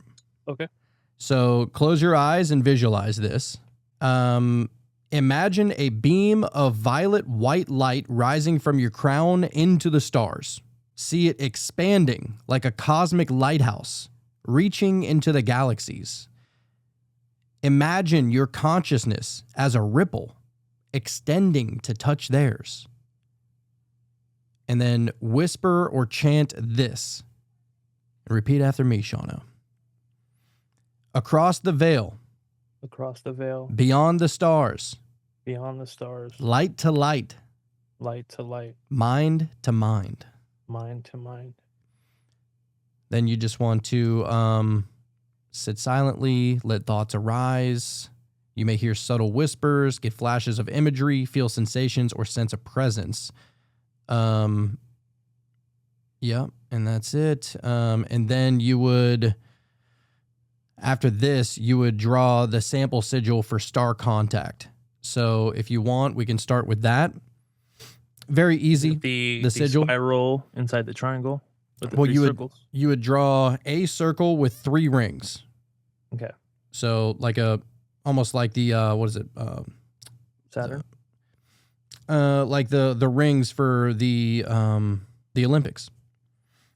Oh. Like the 3 rings intertwined like that. Okay. So you draw 3 rings, and inside it, so inside the innermost ring, you would inscribe a triangle that is pointing upward. And inside of that triangle, you have a spiral inside, spiraling upward inside the triangle, which is inside the middle circle. Okay. And around the edges of all the circles, so you can connect it all the way around, Mhm. you write, consciousness is the bridge between realms. Consciousness is the bridge between realms. This is why it was such a trip with that tarot card. Was that the Hierophant is Right. the bridge between heaven and earth. Right. All right. And so basically this, use this as your calling card whenever you go outside and you're trying to connect. I'm a little bit nervous, dude. I think it's gonna work. It's gonna work. It's definitely gonna work. Yep, that's it. Right. That's all there is Got it. to it. Love it, dude. I love these interactive ones. I know they're so much fun. They I'm are excited, fun. and I'll definitely record if I see something and share it to you. You Oh, can put it on the Instagram or whatever. you will see something. I know you will. You know did I the will. steps. You did the meditation. You know what to look for. You're in the right meditative state. You Yep. got the sigil. That's it. That's the your calling card. that's the calling card. They got the digits. You know, It's like and logging Nick on. and Brett. If you guys see something, definitely record it because you were here too. So it's probably gonna work for you too. I'm almost certain of it. Yeah, I'm gonna go out and look for it too. I'm gonna go outside right after this. Yeah. Like, you know, Oh, dude, my daughter's still up. I'm saying, Ken's, come outside. It's time. I think she's gonna help too. Just her being there. You know. Dude, she saw it with me last time. It worked. know. You I know. She has no reason to not believe. Yeah. So. She already knows. Love it. So yeah, I guess we'll wrap it Fun. up. And if anybody catches anything outside, look, you don't need to video it. It would be cool if you did, but you can also use it as a personal experience, just, Yep. However you want. If I go outside and I'm able to catch it on camera, I will absolutely do it. Hell yeah, dude. Hell yeah. But all right, Good yeah, shit. let's get out there and good game. We all got to do it right now though. That right way now. we're all Yeah, same literally right now. Yeah. time. Oh yeah, let's go. All right. right. We'll see you on the flip side. Bye guys. Voices drift on winds untamed, words like spells that can't be named. Close your eyes and feel the sound. Journey where no